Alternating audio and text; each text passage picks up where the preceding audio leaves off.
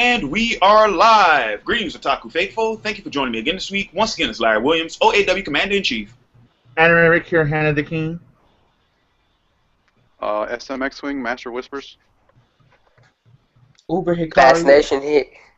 See, that's why we should have rehearsed. Might be. You go. No, Bass goes. Uber's a visitor. He goes last. Bas Nation, Master of Coin. Bankai 922, Master of Ships. Uber Hikari, a.k.a. the nerd nigga, a.k.a. the visitor. It made him sound like an alien. He's a visitor from another planet. Nigga don't belong in these quasars. And we are here to bring you all yet again another Small Council live discussion right here on Otaku Weekly. And as always, to bring you the latest in this week's Small Council live discussion. And this will be our discussion of Game of Thrones Season 4, Episode 8, entitled The Mountain and the Viper. Alrighty, so first we will kick things off with general thoughts on the episode overall, and I'll go ahead and let Rick take it from here. Alright, my general thoughts on the overall episode, I think there were some good story plots. Some plots got resolved for the season, I believe. But the end fight, wow. All I think was Mortal Kombat, fatality, plain and simple. But overall, I think it was a pretty good episode.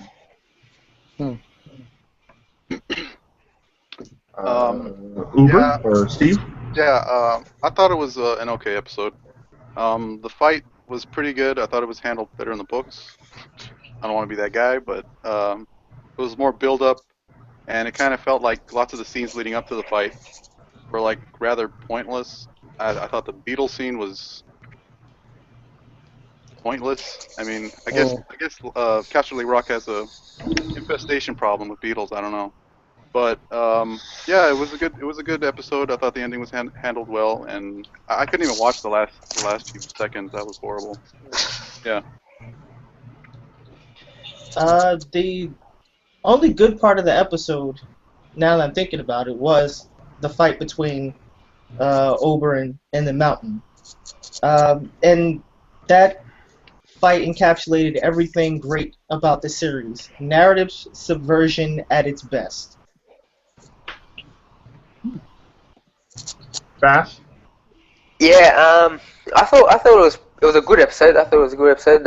There were a couple of slow scenes, but that last scene, I agree with Uber. It was a great scene. The way, in comparison to the books, it was sort of similar, but there was one aspect which I wish they would have included, which I'll talk about later.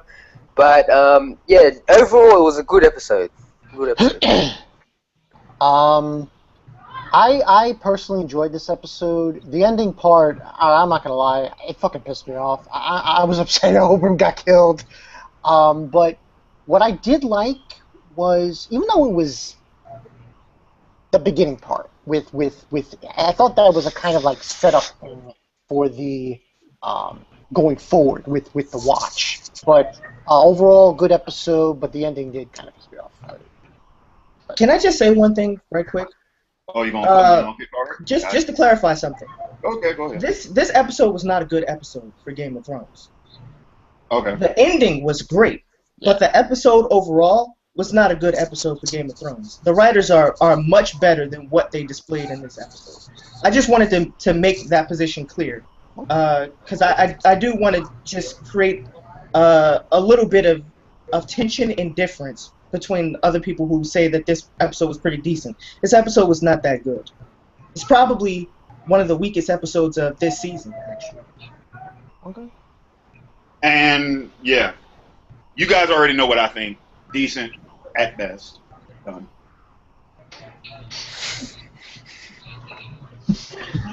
All right, so I mean, what do you want me to say? it was like that awkward pause. Like, really, Larry? Really? I said, okay. First and foremost, let me reiterate to everybody watching this this small council, just like everyone who watches my character spotlight. The small council is meant to be a complement to my episode review, which means most of you watching have already either seen my episode review, and if you haven't, you probably should. Y'all already know what I think. So, decent. Let's move on. Go ahead, Rick. All right, so I think, though, the two biggest story points outside of the fight, well, all right, let me correct myself. The only really major thing, I mean, I know, Bankai, you want to talk about Sansa, right? No, not Sansa. Or Littlefinger, particularly, what happened in the area? This is only because it's to suggest that he was basically questioning the Vale, basically saying, you know, Lannisters and everything, like moving forward kind of thing, where he is, it's like, you know, like planning-wise, what's his next move, you know? When he was talking to the Vale, when they were going up those steps. Mm-hmm. That's the only honestly, he wants to somehow start creating an offense to take. I mean, I think his focus should be the North first before he goes against the Lannisters, but that's just me. But I don't know how he's going to do it. Nothing's been hinted or revealed. I don't think the Vale has a big enough army to really mount on any kind of offense against the Lannister alliance. So I don't know how Littlefinger is going to go from here. I don't think we're going to see Littlefinger or Sansa the rest of the season, to be honest. That's true. So it's really hard to say. Mm-hmm. As the season was sort of playing out, I sort of had mixed feelings towards it. I didn't like what Sansa was doing, especially when she began confessing. I was like, holy shit, she might spoil everything, and it just seemed out of character for Littlefinger to put himself in that position. It wouldn't make sense for someone, as we have seen, with that, like he's got this genius brain that he's 5 steps ahead of everyone, and for him to do this uncharacteristic move of putting himself in that position, to me was like, what the hell is going on here? But then by the end of the scene, I must admit I really like what they did with Sansa. I like how they finally progressed with her character. It looks like she's like, there's something that's going to happen with her. I think they have ended it for this season, though, which I like that as well. This episode, they've really concluded some characters. I think they've concluded with Ramsay and Theon. I think they've concluded with Sansa and Littlefinger. So I like that. I like that about it. It was a sort of character development for Sansa, and we've seen a lot of great scenes or great moments from Littlefinger. So I think that this setback, yes, I didn't like it, but overall, I like what they did with Sansa. And I like that she is different now. Hopefully, they don't regress her characterization again. But hopefully, they continue with this new Sansa that they've got. It's sort of different from the books a bit, which I like that. It's a revelation to me. So yeah, generally, I like that. Okay. I kind of am in disagreement with you. I didn't really like the scenes with Sansa, aka Maleficent. Maleficent. I don't know. I felt it was too. That's an insult to my girl Angie. You can't say that. Oh, Angelina. Joey. I felt it was too quick a change for her. I felt it was out of character, more for Sansa than it was for Littlefinger.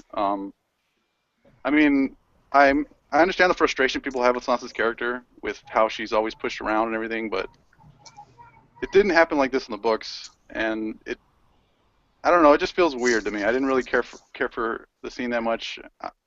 They're going to be playing around with this storyline, I can see, based on this, but I don't know. Well, hang on a minute. Okay, let me put it to you like this.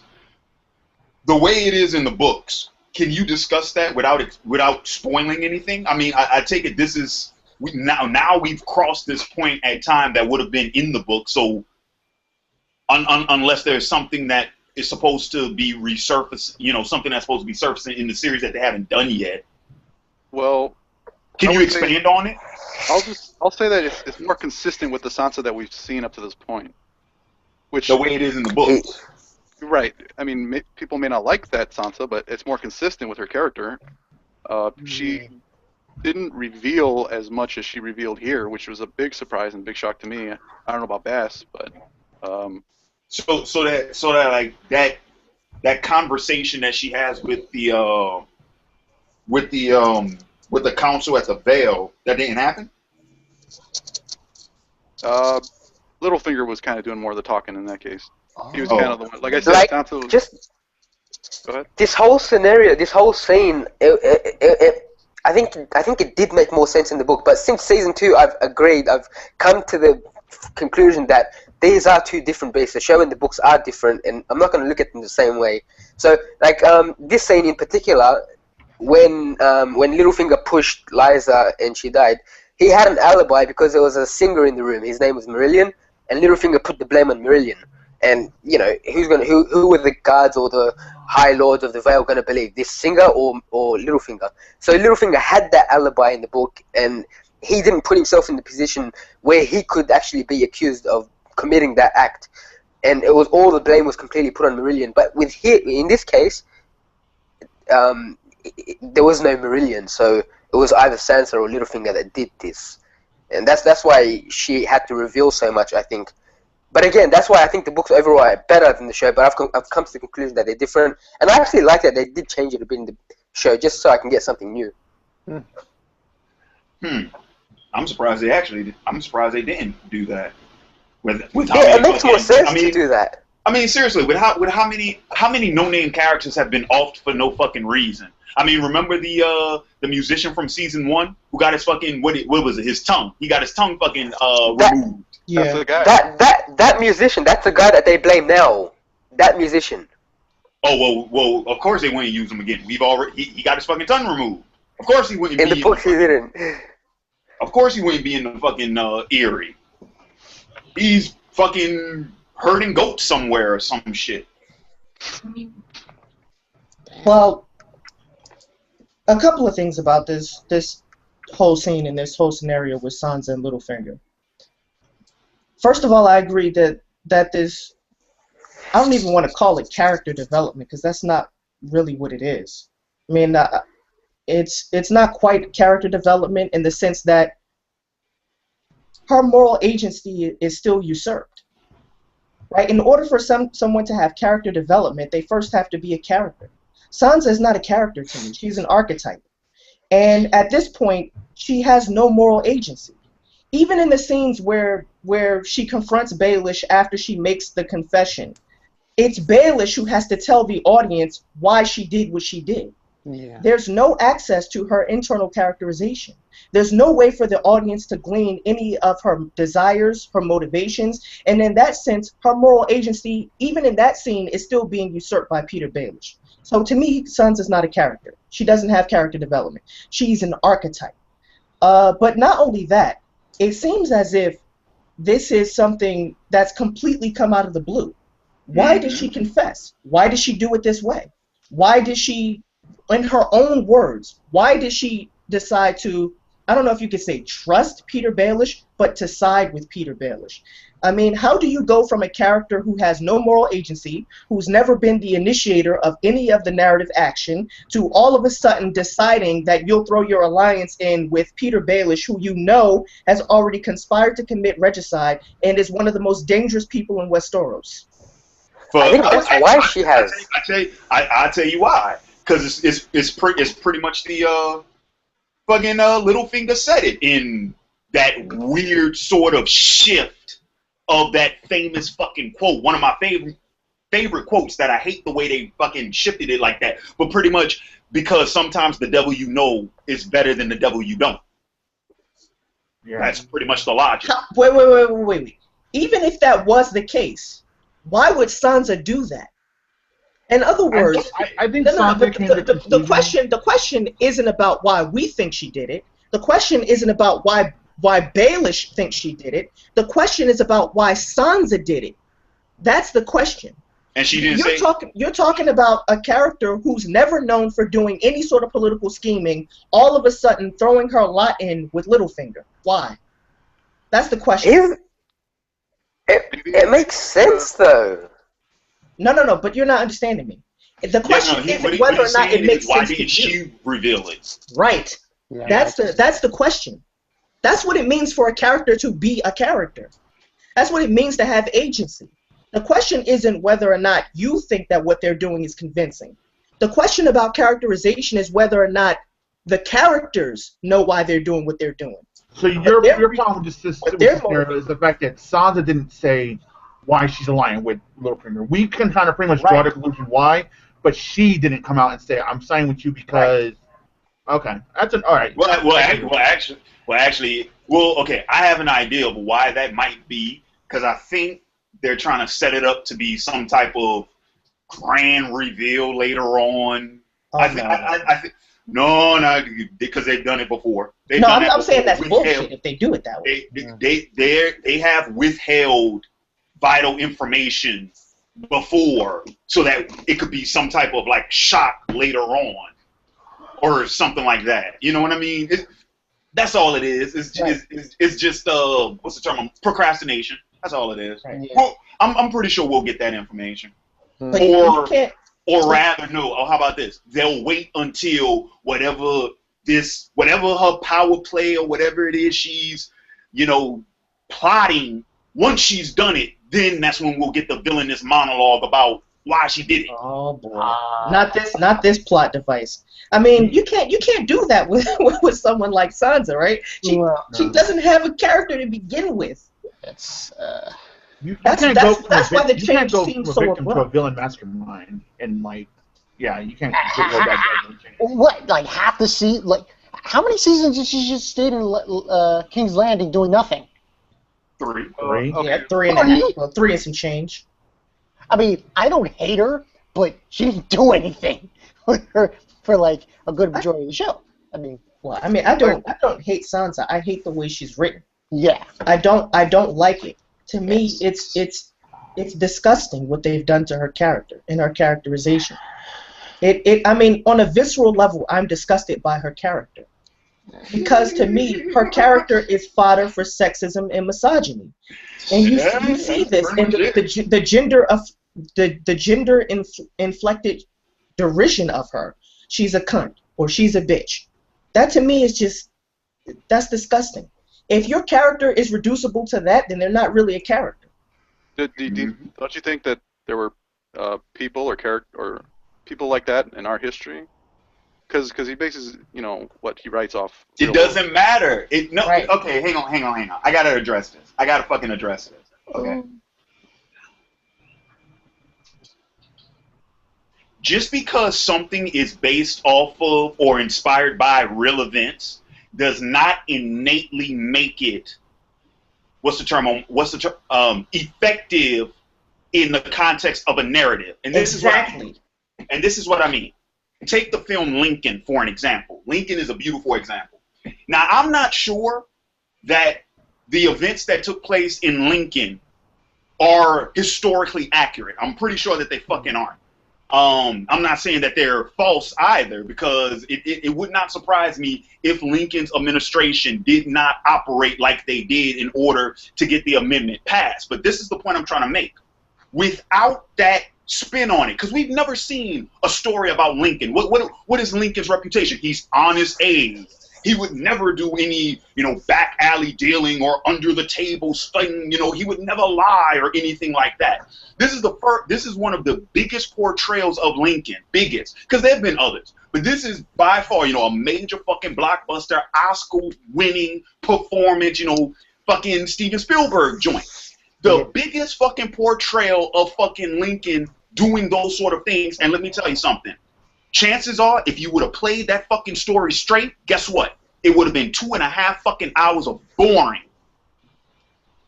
Sometimes you have to take fucking creative liberties, especially if you're trying to tell a fucking historical narrative, so that it can work effective as a narrative. Now, once again, I'm not saying that you have to intentionally change things, but more often than not, what writers will do is they'll cut things out. They'll streamline it so that the events happen more rapidly in that fucking narrative, instead of, oh no, this happened like weeks later or some fucking shit like that. Vikings does a very good fucking job at this, where they streamline the fucking historical events, because it seems like what goes on in Vikings is that, I'm always surprised how soon we get to this certain event. And I'm like, well, shit, I thought that happened episodes later. No, very next episode. Boom, boom, boom, because they're trying to tell a fucking narrative. Just because something is inspired, once again, say it with me, everybody. Just because something is inspired by fucking history does not make it effective in the context of the narrative. Right. Lesson over. I never was. Especially if it's a major. I wasn't trying to claim it was. I was just saying. Maybe I have a different outlook on Sansa. I don't like Sansa. Let's get that straight. She's one of my least favorite characters in the entire series. You can't like or dislike Sansa. It's not possible. She's not a character. But I think I have a different perspective on her only because I've read the books and I've gotten in her head. I guess maybe that's why. I'm glad somebody has, because we sure as shit haven't. I'm sorry, but I completely disagree with what you guys are saying right now. To say that Sansa is not a character, it's absurd. I mean, first of all, the situation demands that she be like that, especially in seasons 1 and 2. I do agree it is a drag to continue her character that way in season 3, and she does have a character. She's a victim, and a victim is a character. Anyways, Sansa's a victim. I think throughout this story, there is a time where she finally has to grow, and I think now we're actually finally, after 4 seasons, we're seeing this. Her actually making a move is her changing, is her character developing. I think that's what it is, and I think we're getting that now. After 4 long seasons, we're finally seeing her make her own move. And her being victim of circumstances is her being a character. It's being a shit character, but it's still a character nonetheless. To completely disregard that, I think is wrong. Did you just say that a victim is a character? It's a useless character. Yeah. No, a victim is not a character. Though. No. Yes, it is. If your whole family is destroyed... Let me speak. A victim is not a character. A victim is an object to be manipulated by other people.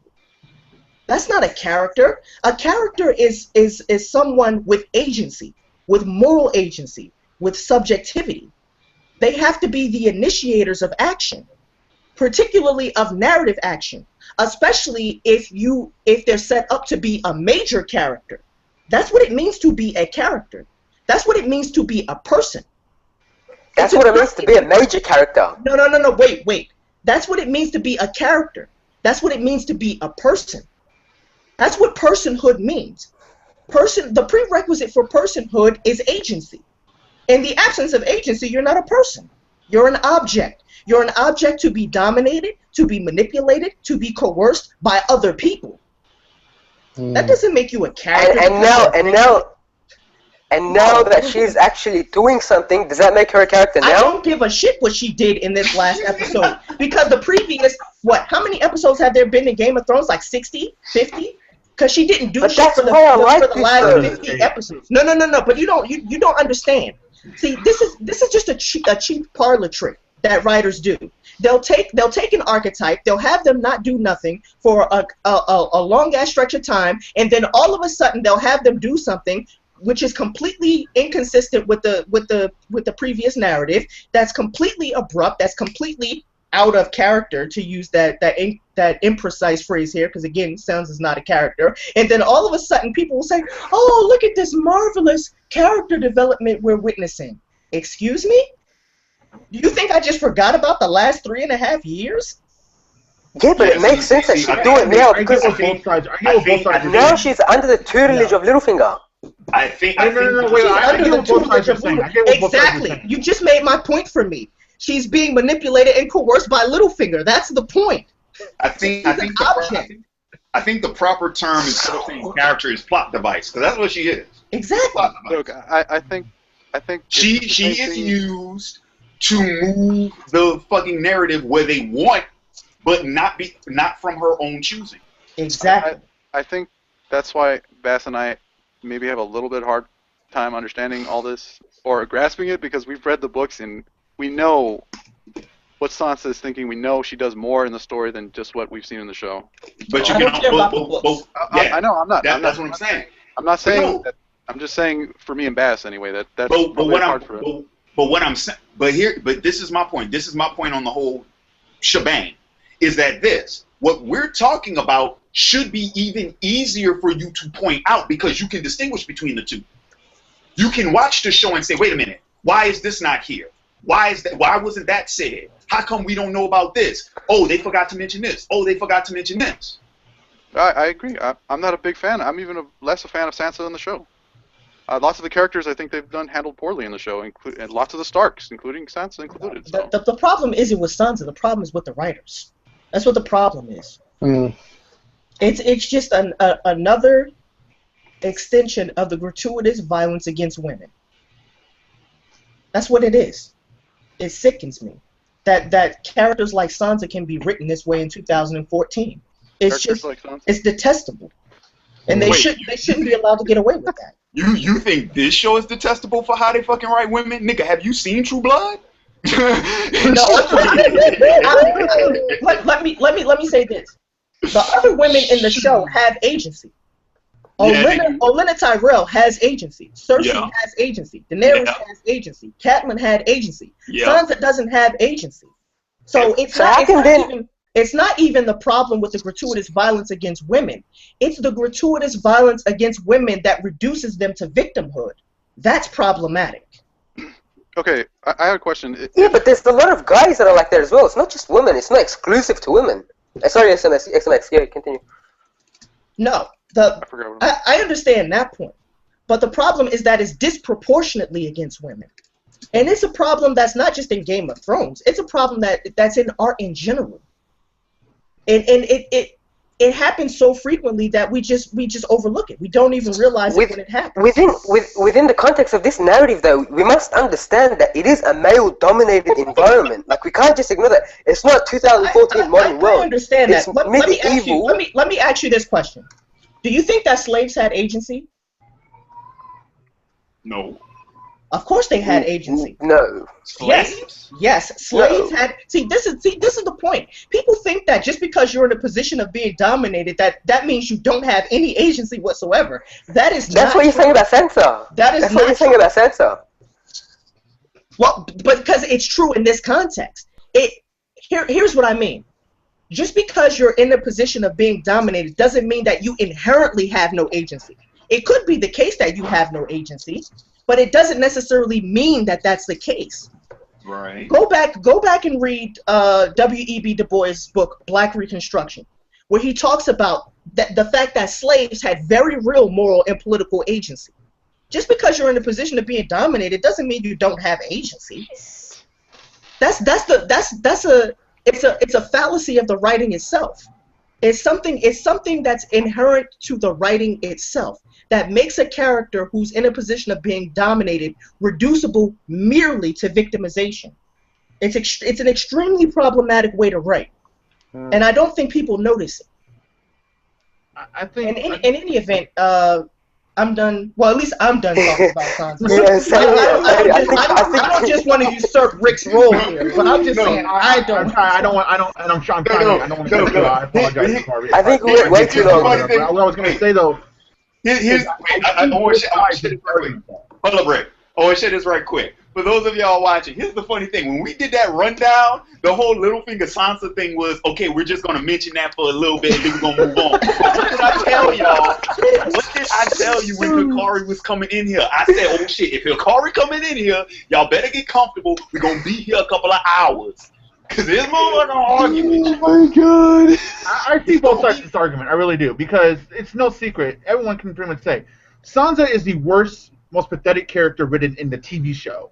Hands down. Yeah, From the jump. She was the spoiled brat who wanted to be a princess and marry Joffrey. Yeah. And she's the whole lesson of be careful what you ask for because sometimes you just might get it. And that's exactly what happened to Sansa.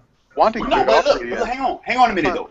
But hang on a minute. Isn't that a funny fucking observation? Sansa's the one that, wanted to be a lady and a queen and all that shit. She goes through what? 3 seasons of shit without doing anything about it, and then what happens? She end up with exactly what she wanted and didn't have to do a damn thing to earn it. Yes, I think this is a turning point for Sansa to actually start doing things. But I do agree with Uber. How they got there is like bullshit. Because it's not Sansa that got there. It's Sansa who was put there once again, just like she's been done for the entire series. She's been put in situations and does nothing for it herself. Yep. So I see both sides of the argument in that case. But moving on to now the fight. The Mountain and the Viper fight. Talk about the nanny shit. Oh, yeah.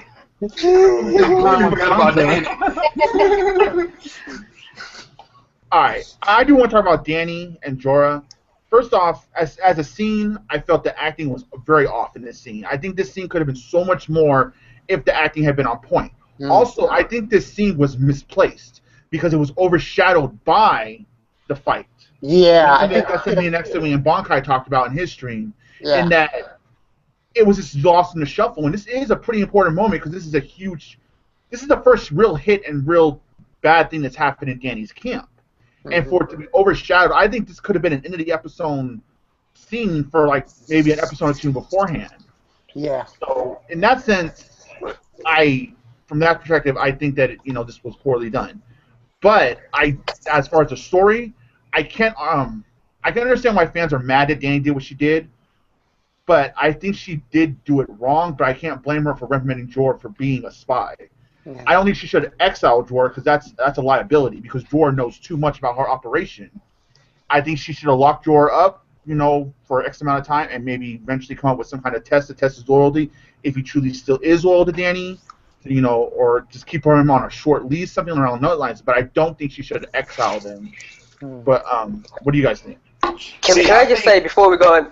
Yeah, go ahead. Can I just say I think this scene would have been so much better if the actress playing Daenerys did a better job. She did a woeful job in this. She had no emotion throughout the whole scene, and it took me out of it. It ruined it for me. What would have been a better scene? Hang on a minute though, because that was another thing I noticed when I was watching it. Did y'all notice her weirdo face? Her forced snare? Yeah, exactly. Yeah. And I was like, what the fuck is wrong with your face? This whole scene was too melodramatic. But here's the thing, dude. It was like, for that fucking scene, I would have expected her to be like Cold Pan. Like, you remember the final episode of fucking season 1? I don't want your screams, only your life. Yeah. Cold Pan, Danny.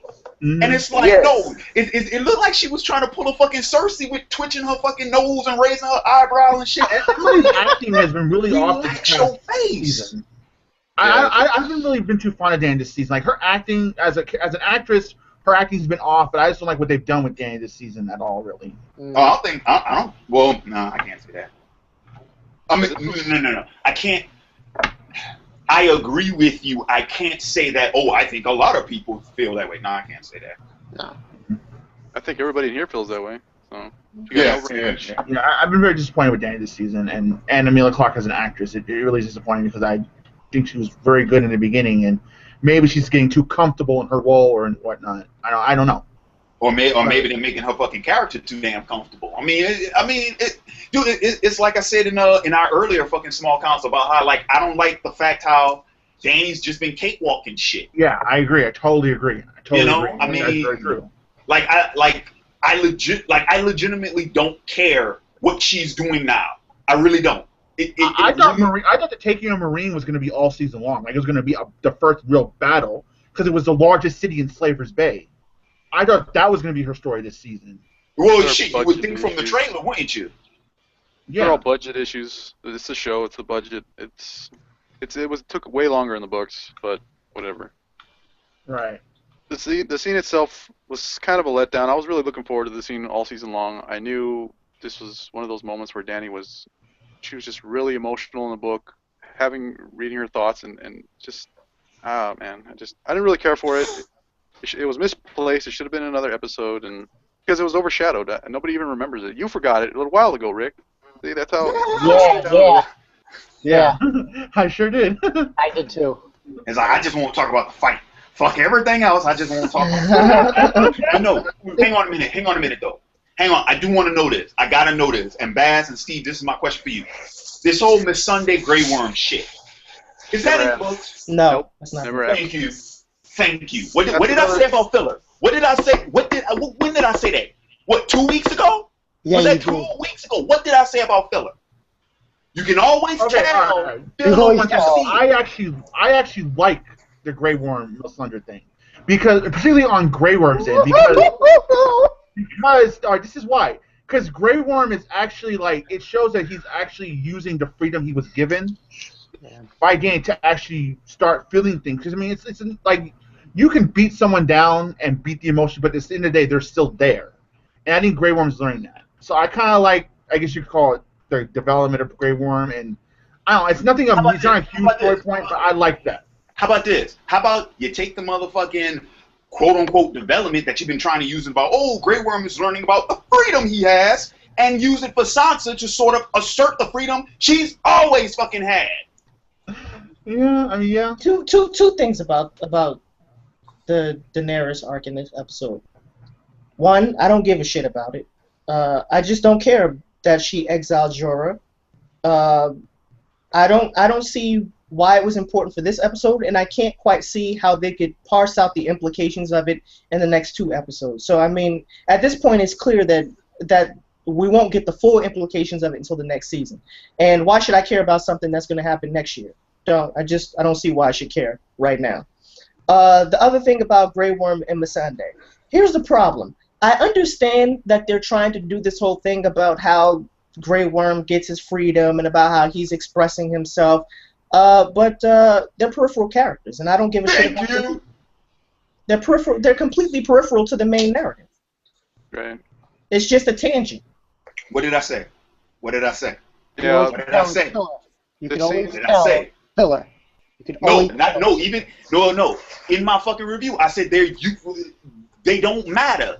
I didn't even mention them in my review. They're fucking. I wouldn't even call them B-list characters. They're fucking C and D-list characters.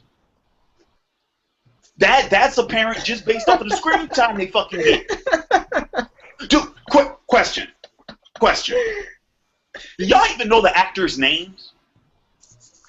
I did look up Missandei, but I forgot her name. Only because she's cute. Yeah. Thank you.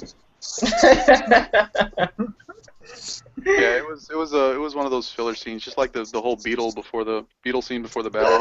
Oh, I think you could tell. You could tell. I wish Why did they put that in there? I wish it had to do with. I think it had to do with Jamie and. It had to do with shortening the battle. Was Yeah, that in the exactly. books? No, Nope. it was not. I think it had to do with shortening the battle. Why did we do that? Why? Why Dude, would you waste film on that? Dude, that doesn't. Well, first off, they're not shooting. Let me not be that guy. No, dude, you couldn't tell. No, I mean, I could. It was just so stupid that I wasn't even paying attention to it. Dude, you could tell from the dialogue that it wasn't. You could tell it was like that doesn't even sound right. that sounds like someone. I'm gonna be honest with you. I'm actually surprised that Benioff and Weiss wrote this episode, because that sounds like some shit their cousin wrote. You know what I mean? Like something their dog wrote. Or well, I mean, not that fucking bad, but something like they at the breakfast table. It's like, hey, Jimmy, you said you wanted to write a scene here. Write me a conversation about a retarded kid who crushes beetles. Like it was like the dialogue was Dude, no. You know what my very first reaction after that scene was over was that fucking monologue from Billy Madison. It was like nothing you had to say was relevant to the fucking question at hand. It's like everyone watching this scene is now dumber for have seen it. Now may God have mercy on your soul. Please, it's like, what the fuck was that about? I'm thoroughly convinced that scene and but you know what trips me out? You know what trips me out? There are people who have tried to argue the significance of that scene to me, and I laughed my ass off with every word I read. I'm pretty sure if you look hard enough, you can probably find some. Just like Melina Pendulum said, you could probably find some metatextual or postmodern reason for why this scene was significant. I don't have time to parse that. I personally think it was significant towards Tyrion, and he was just contemplating it before the match. That was it. That's I just want why. I don't know why. I mean, I think it has to do something with like he was thinking about why he would kill those beetles. Why he was killing the beetles. Is he the beetle that's getting crushed? Maybe that's what I think that maybe. But that's just... Well, no. See, what I thought they were fucking going for, and like I said, I still don't fucking know this. I thought they were going for some shit like, because it was in his nature to just willinglessly just, you know, sort of destroy these things, and no matter what, and, you know, the clunk shit, you know, something like that, where it's like, oh, you know, something like that. But I'm like, but nothing that's going on right now, no, that would never work. Oh, it's in his nature to just destroy beetles. The boy was special, and at no point has anything that's befallen Tyrion happened due to somebody being special. And if they want to talk about, oh, it's within a character's nature to do one thing or another, then you have to explore that character. You have to get inside of their fucking head. You have to explore what's up with them to try and fucking dictate whether or not it's in someone's nature to do something. Now, maybe it has something to say with mankind's nature to just destroy, period. So you use a fucking anecdote about a retarded kid crushing beetles. I was looking at it as a Jamie Tyrion brother talk thing. Yeah, that they do. That's how I look. I tried to look into it and see the metaphor, and then I just moved on. I just want to say that I'm happy that I'm glad that they put a scene between Tyrion and Jaime together, talking to each other. But I think that they extended the scene longer than it needed to be, and I think that the topic of discussion was off. I didn't think that they should have talked about beetles, but instead I think they should have talked about, maybe continue talking about the significance of Oberyn, or maybe even talk about House Martell and the consequences of what would happen as a result of this battle. Instead of going off tangent and talking about the beetle kind of stuff.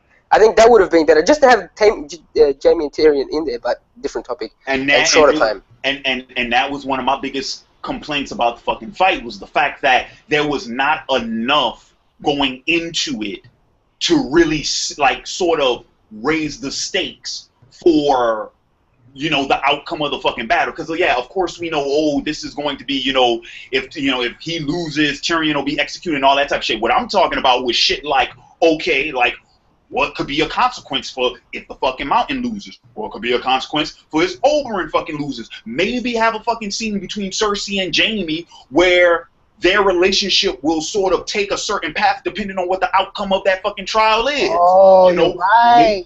Maybe it actually should have been a Cersei Jaime scene. Yeah, maybe no Jaime Cersei moment since the rape. Maybe have fucking Cersei talk to fucking Jaime about, why are you visiting Tyrion? We shouldn't even be doing this trial by combat, because what I asked you to do for him, you should have went up in there and just took care of him, and we could be done with all of this. You know, maybe it could have been something like that. Or maybe it could be something like Tywin talking to fucking Jaime, like, oh, so what? You still gonna plead for your brother after what he pulled in that fucking courtroom? Okay, you know what I'm saying? None of that. And where the fuck is Tommen? He wasn't even present at the trial. What the fuck is he? I understand. Tommen. If you don't see Tommen in the episode, that means he's doing what he's supposed to be doing. Sleeping? Not being seen or heard. Oh, God.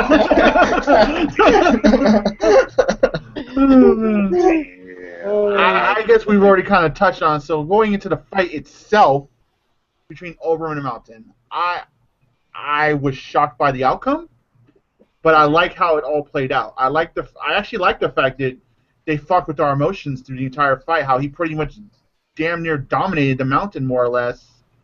And then at the last moment got too cocky and fatality. It is what it is. I like the fact they fucked with our emotions, though, because it got you, as me personally, it got me more engaged. And I like when shows give me that emotional, like, what the fuck kind of moment, like, feel. So I like how it all played out. Before the battle, go ahead, Bankai. I was gonna say the end. I didn't see it coming, but I got the same feeling that I got the Purple Wedding, which was that one part when he's going on, he's like, "You murdered her," and do a good impression. Whole scene, and I thought, "Holy shit, something's gonna happen, and sure enough, it happened. But here's the thing that I want to say. I'm not going to say that I'm pissed off at the conclusion, but what I thought what HBO could have done was made it more impactful, more like the mountain's fighting Obram, Obram's fighting the mountain, and it's like you don't make the audience feel that Obram is definitely going to win. You make it more like you can't guess who's going to win. Yeah, you make it closer. You make it a fucking closer. See, this is where I closer disagree. fight. No. And you. I love it. See, here's the thing. Here's the thing about subverting a trope. You can't subvert the trope unless you set the expectation up that the trope will be fulfilled. And they took this to the nth degree. I mean, they set it up like Oberyn was really gonna win. Yeah. That's why when he got face crushed, literally, I sat there in shock for about 30 seconds, and then I laughed hysterically. That was. What's really funny too, though, this fight played out exactly like Braun said it would. Remember what Braun said? He's like, I could probably outmaneuver and whatnot, but if I make one mistake, I'm done. Braun said. See, the thing is, fucking Hikari. Like, me and Hikari had completely opposite fucking reactions, and you know what? It's for a reason that Hikari said in his review. Hikari, you said that the thing that is less likely to happen is the thing that is most likely to happen, and in my case, it's different. In my case, it's the thing that I want to see the least is what is most likely to happen.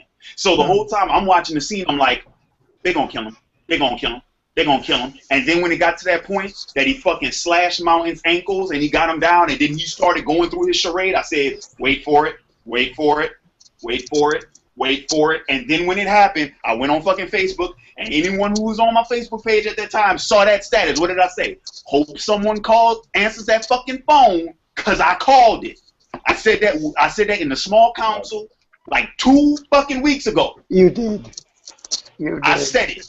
Yeah, look at when you see the Mountain winning. I mean, excuse me. When you see Oberyn winning the fight, when you see him make statements like, "I'm not gonna die today," you know he's gonna die. Yep. Everybody with eyes can see he's gonna die. It's like, why did you make it like that? I didn't see it coming. What you said, Steve? You said in the book what?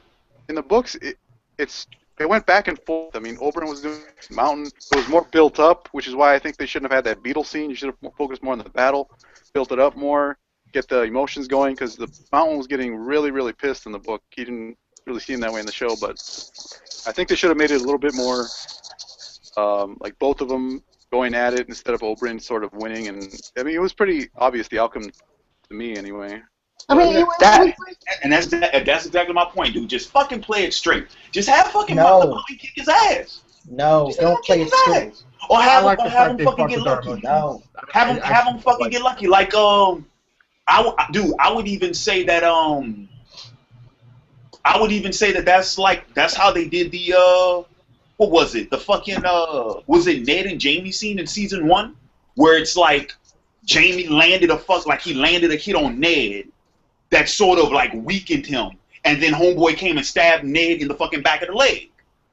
You know what I mean? Like they could have fucking done it like that, where it's like fucking Mountain got like that one good lick on him that fucking wrapped it up, or that fucking or something like fucking I'll be honest with y'all. I'm gonna share with y'all what I would have liked to fucking see. To be honest, if y'all really wanted to fucking show, like I said, playing it straight.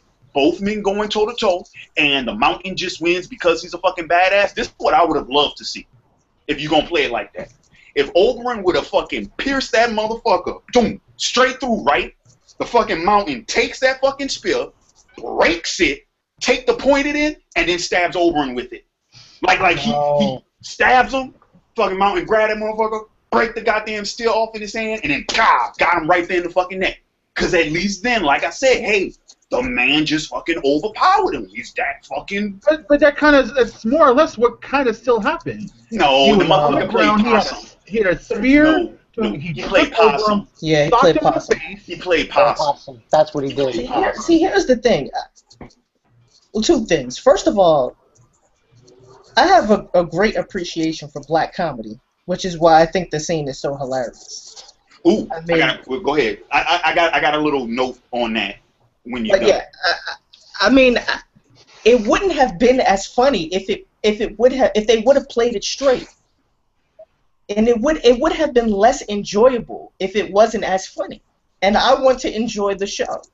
And in order for that to happen in this context, it needed to be funny. I thought it was hilarious. But another thing, I have not made the mistake that a lot of people have made with respect to Game of Thrones, which is to identify characters that you like or identify characters that are your favorite and then stay attached to them.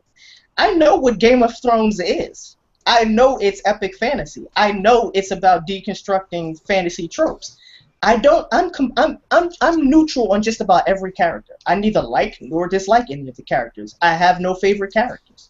The person I disliked the least was Oberyn. I won't even say I really liked him. I just disliked him the least out of all the characters. And so from that standpoint, whenever a character dies, I don't feel shit for them. I don't feel anything because I'm not attached to any of these characters. And as a reviewer, being a reviewer of the show actually helps me in this respect. My job as a reviewer is not to talk about who I like and who I don't like and why I don't like them or why I like them. My job as a reviewer is to review the shit. It's to analyze the shit. And that doesn't require that I like or dislike any of the characters. It's as simple as that. Mm-hmm.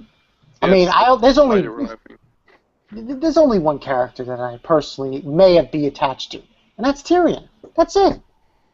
Jon Snow, well, not really, kind of, but not as much as Tyrion. He's the only one. That's it. I don't really care about Tyrion. So you already know my answer. I don't really have the luxury of liking or being attached to characters because all of mine are dead. and Larry, those were deaths well deserved. All mine are dead, and I already know what's gonna happen to Jon. So Jon's gonna die. I'm literally attached to Tyrion. Littlefinger is my favorite character, but Dany and Tyrion, if they were to die, I would be devastated. Because they don't deserve. Tyrion can be executed in the next episode. I wouldn't bat an eye. He won't though. I know he won't. Coming back to this scene, I'm not even sure if we'll be seeing any of them in the next. I think the next episode is all the fight at Castle Black. Completely, it's gonna be completely to watch. Like kind of like how they did Blackwater. Yeah, I think it's gonna be done like that. Mm-hmm. You were saying, Bas? Coming back to this scene, I agree with SMX. I think it was a really good scene. I liked the wushu style that they did. Although I think the battle was too short. In the books, we did Oberyn. He would slow the Mountain down by giving him quick jabs, stepping out of the way. Mountain would slash. He would move out of the way. Exactly what Bronn said a fighter would do. It lasted a bit longer. There was more dialogue. The Mountain really got pissed off. He was just screaming his head off. Shut up, shut up. I would have liked to see that from the Mountain, just to get something from him, apart from just his big statue robot. But but just overall, I really like the wushu style. I like the scene. I really like the scene. I like the way. I think most people. I think I would assume correctly. Most people were shocked by this, and I think it just got a good reaction overall. Yeah. Mm-hmm.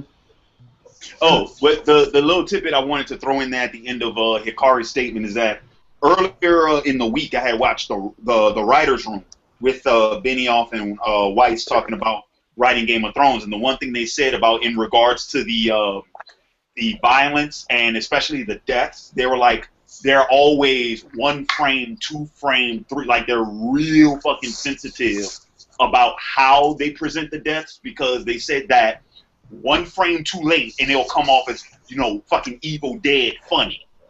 But 1 frame too slow and it's not shocking enough. So they try to find that, that right in between. That's why in Baylor, you never see Ned decapitated. You see the sword pass slightly through his neck and then they cut away. And it's why so many other deaths, either right before or right after the death blow, they cut away. So they didn't cut away with that shit. They it's funny you say that because I think back to Kat's death and the way they slit her throat. It looks so off. They gotta stop. CG, that's why. That wasn't even practical. It was CG. Yeah. That wasn't. I mean, it's funny you say that now because I always had a problem with the way when we saw Kat get her throat slit, how it looked. With the camera shots, like especially with the combat scene here, if you rewatch the scene and you look at it closely, there are so many cuts. Like one frame, then they change the camera angle to another shot. They change it around so many times. Like it wasn't smooth as it should have been. I don't know. I just had like it took me off for a bit. Like if you rewatch it, I rewatched it quite a couple of times, and it was a bit off-putting. But again, I really like the scene. Just making that clear.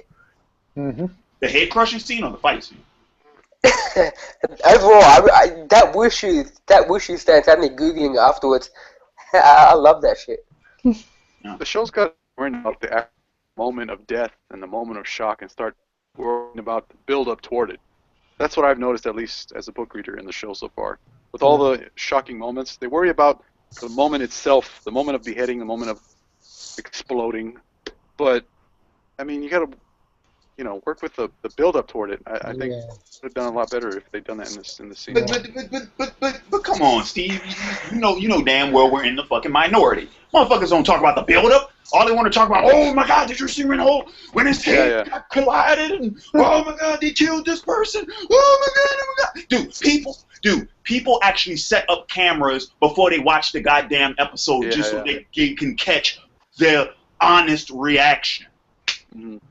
I get what you mean. That's true. No. Let me go ahead and emphasize that again.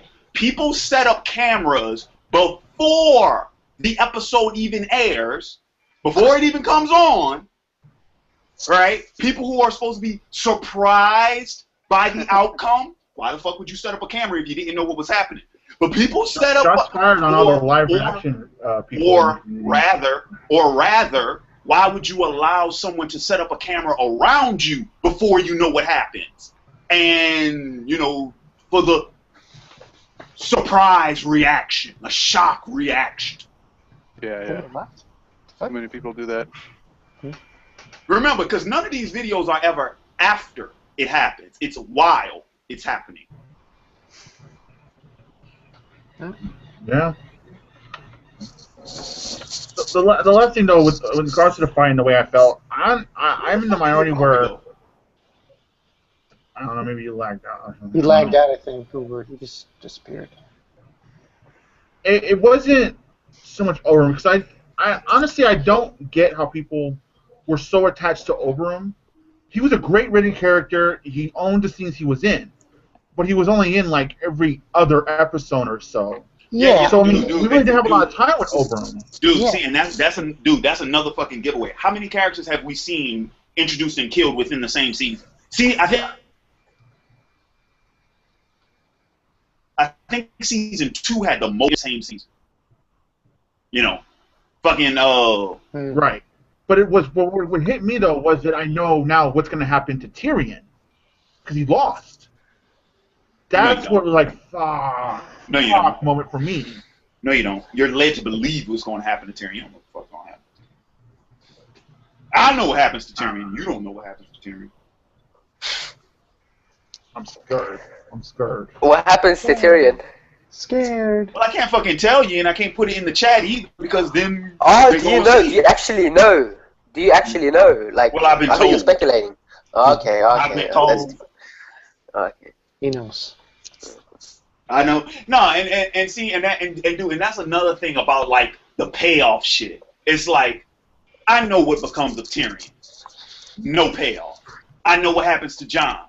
No payoff. And this whole fucking thing, let's go ahead and dispense with this right now. This whole fucking thing about the big shocker at the end of the season, no payoff. How the fuck is that? For any book readers watching this hangout, how the fuck am I supposed to believe that that's going to change the course of anything that's already been happening? Well, with that said, I guess we're going to survey into the final segment of this stream. we all know that what Larry said in the end of his review may have rubbed people the wrong way. Some people heard him met him halfway, understands and whatnot. So I thought it'd be a great idea that we all give our stance on the series of how George just loves to fuck with our emotions, how he just torments us as viewers and readers, and just kind of give our stance on what keeps us going with the series despite the constant punishment and domestic violence that George inflicts upon us. With domestic violence. Domestic violence. So Larry, first off, Larry, is the wife? Wait, what? I'm sorry. I was cracking a joke. I'm sorry. Obviously, I was kind of interested. What was going to be your joke? Oh no! You said domestic violence. I was like, George is the husband beating on the wives of the viewers. Is there anything else you want to add or elaborate or expand upon that you already said in your review? Or retract.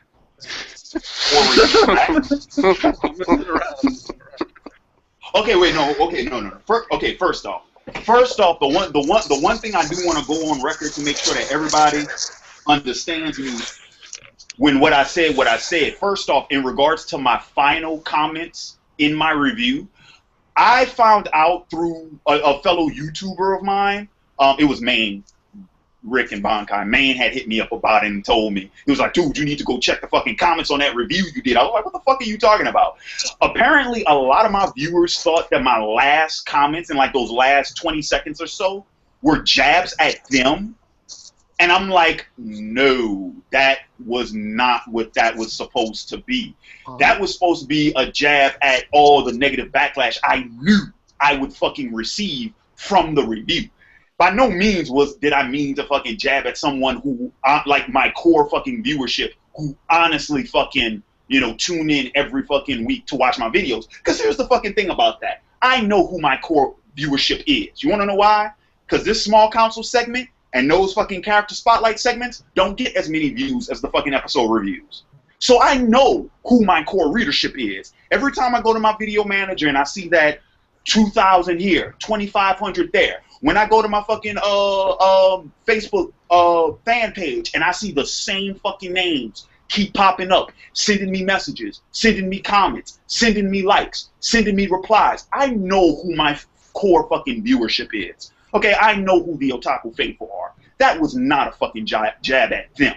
So that was my fault that I didn't clarify that, because I should have. That's the only thing I'll fucking retract. I don't fucking apologize for a damn thing I said in that fucking video. I don't. And in fact, some of the fucking backlash and reception I got from that video only assures, it only reaffirms what I said for from all different perspectives and for all different reasons. It only makes me even more secure in what I said. But I will say this, and this is going to be my final piece on it, because this is something I didn't bring up in that rant, which I should have. And that was the whole issue about escapism. Here's the thing. Anne Rice said it best after the Reigns of Castamere episode premiered last season, where she said one of her favorite things to do with fictional media is to be able to place yourself within that fictional world. And she said that Westeros was not a place she would want to be in. And then of course she listed her reasons. Overall, the general consensus, the general idea was that Westeros was not fun. Westeros is too dangerous of a place, and it's too easy for you to get killed. Characters are almost dispensable in that universe. No one really matters. I guess one of my, and I'm not done yet. Okay, sorry. One of my biggest aspects, like one of my biggest things about the material that I decide to immerse myself is just that. I like escapism. Actually, I depend on it. Here's the thing. I've heard so many fucking arguments, this is that and the other, about, oh, it's so realistic and all that. If I wanted fucking realism, I'd watch the fucking news. And for the record, I have fucking shows for realism. If I want realism, I watch the news. If I want fucking realism, I watch something like Law and Order. If I want fucking realism, you know what I mean? But most importantly, if I want fucking realism, I watch the fucking news. I don't watch television for realism. I don't read a book unless it's a fucking autobiography or a history book for realism. I don't fucking I don't play a fucking video game. Like I hate playing Madden when they focus on it's so realistic and the graphics and shit. It's like, no, I don't want realism. I want to be able to throw a 90-yard fucking touchdown pass from the fucking opposing end zone in one move. I don't want realism. Otherwise, I go outside and play fucking football myself. I don't want realism. And my biggest fucking thing with the material that I fucking watch, let alone review, is that if I'm not able to find some sense of escapism, even if it's just for a short period of fucking time, and most importantly, if there aren't characters, and this is the most important thing, because any of you guys who've been following my channel since I was an anime reviewer will remember this was my biggest fucking complaint about Bleach and Naruto. If there isn't a character I can identify with in said material, I'm instantly not interested. Instantly not fucking interested. Yes, I'm sorry, like it or fucking hate it, there has to be a character I identify with. There has to be a character I could say, yeah, I would do the same thing, or yeah, that sounds right. There has to be a character I can root for. There has to be a character I can get behind, because if I don't give a fuck what happens to the character, why bother with the narrative? If I don't care what happens to the character, why even bother watching? No, and that's not a rhetorical question. I want one of you guys to actually explain to me. List one good fucking reason. Let me. Why would you? There's a lot here, but first let me start off by saying this.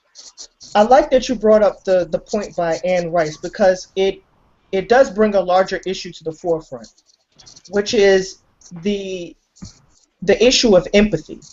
And the ability with the audience to empathize with the world in which the narrative takes place and the characters who inhabit that world. Here's my thing. In this particular case, empathy is not possible. So not only do I not think that it's a prerequisite for me to be able to enjoy the story, I think that it's simply not possible.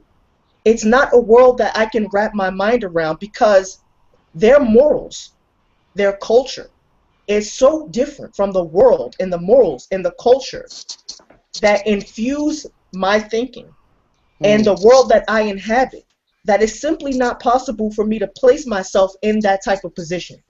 It's not going to happen. So that's number one. Number two, the reason why I watch Game of Thrones, even though I'm neutral with respect to pretty much all the characters, in the sense that I can't empathize with them at all. And most of the characters, I can't even sympathize with them. But the reason why I watch Game of Thrones is because I'm interested in the world building itself. I'm interested in the complex interaction between politics, culture, between economics, the military. I love it all. I love the way they interact with each other. And I love the way the characters interact with that world. I don't necessarily like the characters, but I love the world building. What George R.R. Martin has created is beautiful. The world itself is beautiful. The way he's built the world is beautiful. I love it. I love that world. Even though I can't empathize with it, and I understand I won't be able to empathize with it, I still love it because what he has created, and beautiful isn't the right word, it's grandiose, it's majestic, it's big, it's complicated, it's epic. That's everything you want in an epic fantasy. Drama writ large. Yeah, but I can find that shit in Narnia and fucking I can find that in Narnia. No. But here's no. It's not the same thing. And here's why. It's not. No. But let me explain. There's a difference between high fantasy and epic fantasy. High fantasy gives you moral absolutism. It gives you good. It gives you evil. With epic fantasy, you don't get that. This is the exact point that I made at the end of last week's episode review, where I said, listen. Poetic justice is a fictional construction. It's not real. Poetic justice is just there to make the audience feel morally at ease. It's not real. It's a parlor trick. It's a psychological trick. It's there to make you feel better. But there's no reason why an author is obligated to make the reader feel better about the world they've created. Who gives a fuck about poetic justice? I don't care about poetic justice because I understand its place as a trope. And if something is a trope, it can be inverted. It can be subverted. It can be deconstructed. Of course not. I don't need those things to have a good time. I don't need poetic justice to have a good time. At least for myself specifically. Now I understand there are other people who like poetic justice, who need poetic justice. That's not me. I don't need it. And that's why when Oberyn gets his skull crushed, I can laugh and enjoy it. No sense of poetic justice.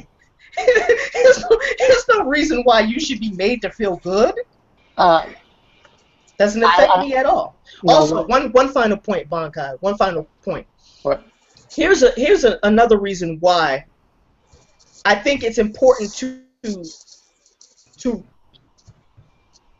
think more critically about what you're saying when you say I don't like character X, or I like character Y, or I don't like character Z. It's important to realize that sometimes when you say you like something, it obscures how you perceive that thing. Of course. Here's what I mean. If all I was interested in was saying I like Jaime or I don't like Cersei, then that wouldn't allow me to fully appreciate their character and their characterization because it would obscure the context in which their characters exist. And this is a very important principle in history. When historians write a book, they don't say I like Mark Antony or I don't like Mark Antony or I like Jude. They realize that they have to adjudicate these historical figures within their own context. They have to respect the historical circumstances that gave rise to these people. And if you don't do that, if you don't respect those historical and cultural circumstances, then you will be incapable of appreciating their actions or interpreting their actions. And that's why I look at the Game of Thrones like I look at a history book. That's why I'm so interested in the complex interaction of all the various things in that world. The history, the culture, the military power, the economics. I don't want to get caught up in saying I like character X or I don't like character Y, because then I will not be able to fully appreciate the context in which their actions take place. And that's why I reserve, for this show particularly, I reserve moral judgment. Because it's not useful. It's just not useful for adjudicating their actions. Well, or understanding their actions. That's the point.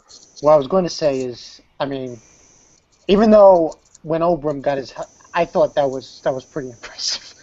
I mean, when I first saw that scene, the first thing that came to mind was Khan in Star Trek when he was crushing the Admiral's skull. And to see that to that extent, that was very impressive.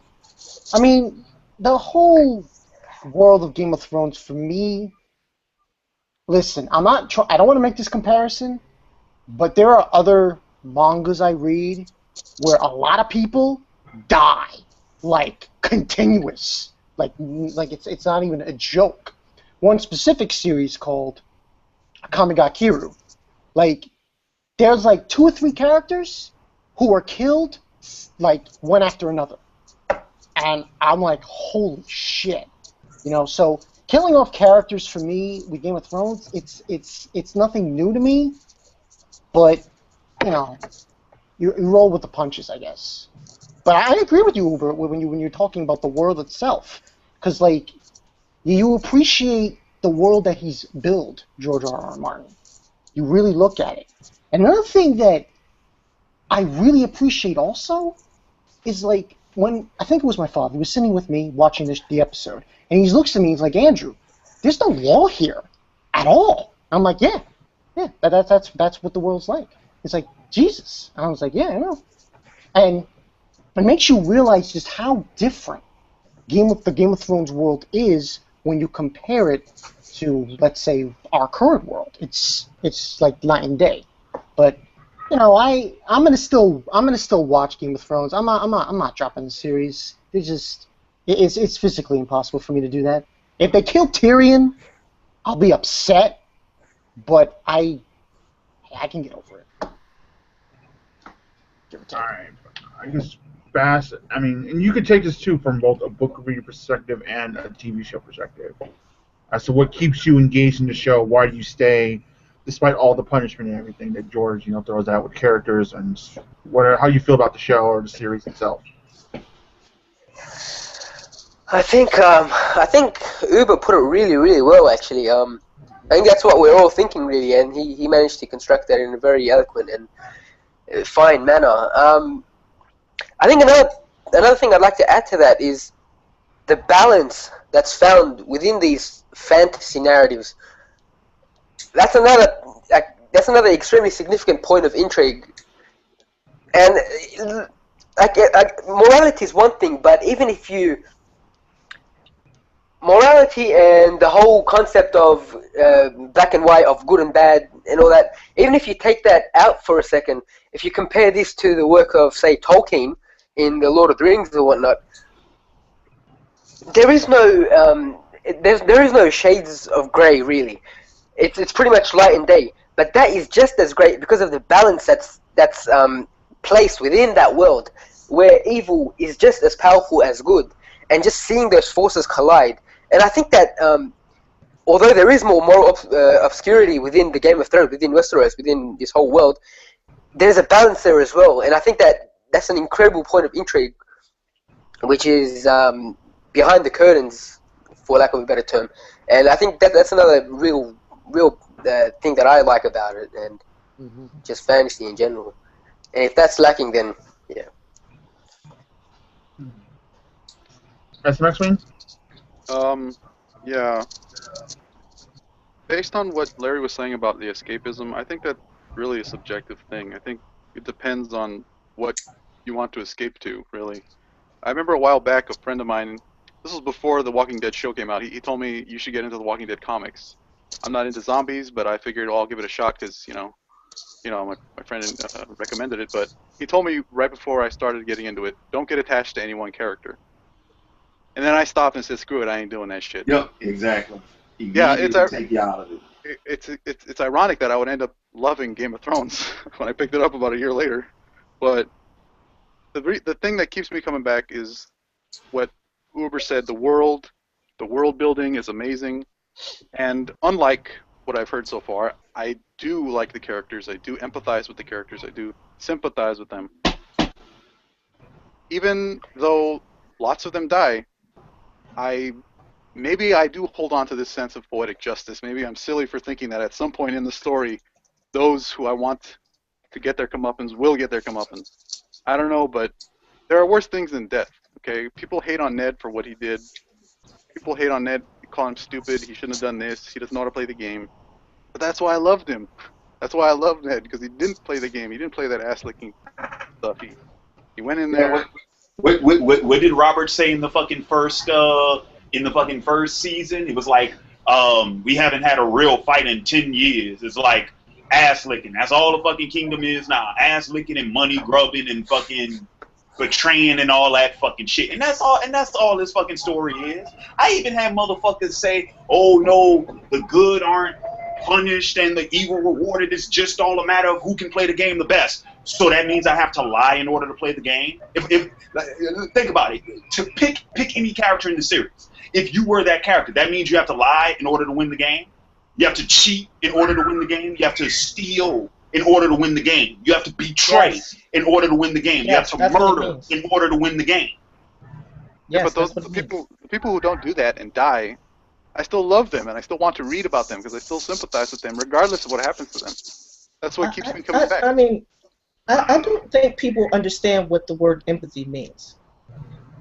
Empathy means that you have the moral imagination to place yourself in another person's shoes. You don't have empathy for these characters. It's not possible. Asking me to empathize with a person like Tywin Lannister is like asking me to empathize with Kim Jong-il. It's not possible. I can't do it. I don't have the moral imagination. I don't have that type of imaginative capacity to place myself in Kim Jong-il's shoes. I cannot do it. It's not possible.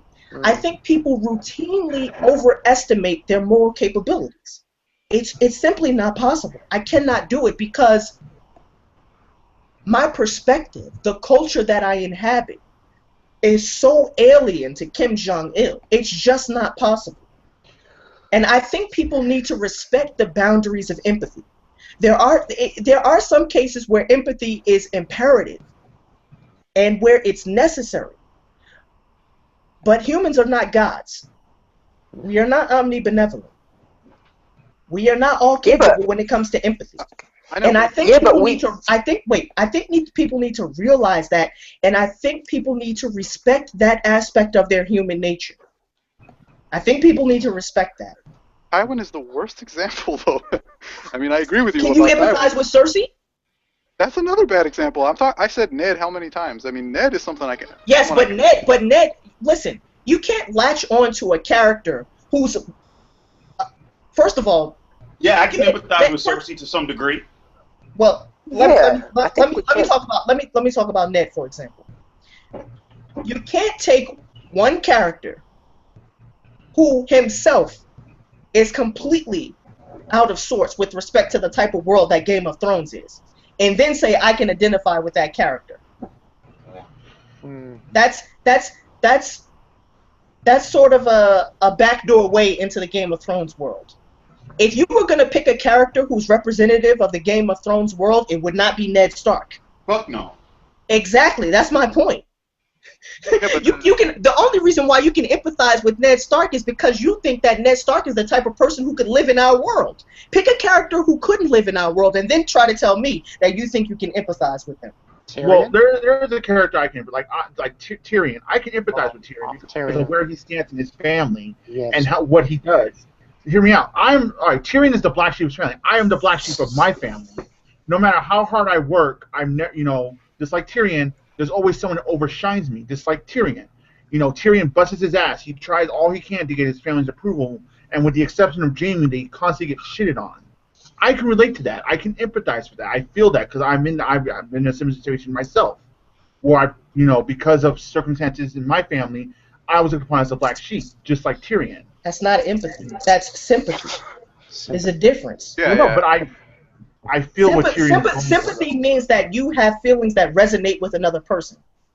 Empathy is something different, and it's this. Well, empathy though in empathy is. I look at empathy from relation when human services where you can put yourself in that person's shoes. I can put myself in Tyrion's shoes to that extent. You really can. You have the moral imagination to put yourself in Tyrion's shoes. We're all human beings. I think we can. You try and get his family's approval? Yes. Well, what does that mean? That we're human beings. So like the character is not an alien. I don't know how you look at Tyrion. That's how I look at Tyrion. Tyrion, and this is a prime example in his speech during trial. I don't think you understand. To a certain extent, we are all aliens to each other. I have no direct access to your mental states. I don't know what's inside your consciousness. You don't need to. You have access to your own mental state, though. Yes, but the problem. Wait. The problem is you think that just because you have access to your own mental state, that gives you some special insight about the mental state of other people. So, in what case? If circumstances are similar, then of course we all have the same feelings. No. That's human nature. Wait. Again, that's sympathy, but that's not empathy. In one case, no, that's empathy. That's empathy. What's your definition? Okay, I think that's empathy. Wait. I think at this point we're just going to have to agree to disagree, because there are critical. Maybe. As a matter of fact, here's a book for you. Read Martha Nussbaum's Upheavals of Thought: The Intelligence of Emotions. Go read that book. Go to Amazon.com right now. Go and order that book about the intelligence of emotions, and then you'll understand the difference between sympathy, compassion, and empathy. Because those things are similar, but there are critical distinctions between them. And empathy is not as easy as you make it out to be. Empathy to me is the most important moral emotion we have, but it's also the most difficult moral emotion to have. It requires a lot more than you're giving it credit for. And you need to have empathy in order to have sympathy. No, you don't. Yeah, to a certain extent you do. To a certain extent, you have to understand where they're coming from in order to sympathize with them. No, that's not what it means. It doesn't mean that you understand where someone's coming from. That's not empathy. Yes, it is though. It is. But it's like not. you can fit into their shoes. Like again, we all have feelings. We all have feelings. Circumstances are similar. We're human. Disagree. And leave it at that. Yeah, I agree. I want to agree to disagree. We're looking at the definition of empathy in two different ways. But continue, Steve. I was waiting for Hikari to be like, "No, there ain't no two different ways. There's only one way." No, I was just thinking that. I didn't say. All right, I mean, it's like there's only one definition, motherfucker. So it isn't reasonable for someone to say, "I empathize with Cersei's situation and her love for her children in where she's at in the story," even though I myself can't have children. I'm not a mother. I'm not a female. That's not reasonable to say. Hell no, you can't have empathy for a mother. No. No. Her love for her children. No, you can't. No. I don't think it's as black as white as you're making it seem. No. Oh God! I thought we agreed. We were gonna. Man, I mean, we agreed. Listen. Listen to me. And I know I'm gonna sound like a dick for this, but I have to say it because it needs to be said. Hold up now. Okay, go ahead. Wait, can I ask something before you go? Can I ask something? Go ahead, ask. Okay, I just want to know, in what case could you use empathy? In what case could you use empathy? Like, give me something in which you could say, okay, I empathize with that person. I don't think that empathy is possible. I don't think empathy is ever possible. Oh, okay. So your whole thing is empathy. Not if you mean something. If by empathy you mean absolute empathy, that's not possible. It's not ever possible. Because it would require us to go beyond the limits of our own consciousness. Yeah. That's not possible. Okay. That's not possible. But isn't that the point? Empathy? No, I mean, if like you said, you couldn't. Isn't that just sympathy then? Wouldn't that just be sympathy if it was otherwise? No, that's not. Again, sympathy is about having similar feelings with someone else that resonate with each other. That's sympathy. You feel what someone else is feeling. That's sympathy. Empathy is different. Okay, so empathy means that you have the moral imagination to put yourself in someone else's shoes, but that doesn't mean your feelings resonate with them. That means that their feelings are your feelings. That's the difference. That's the critical distinction. It doesn't mean that your feelings are in alignment with their feelings. It means that their feelings are your feelings. That's what empathy means. So based off of that definition, the only way you could empathize with a motherfucker is if you were that motherfucker. Exactly.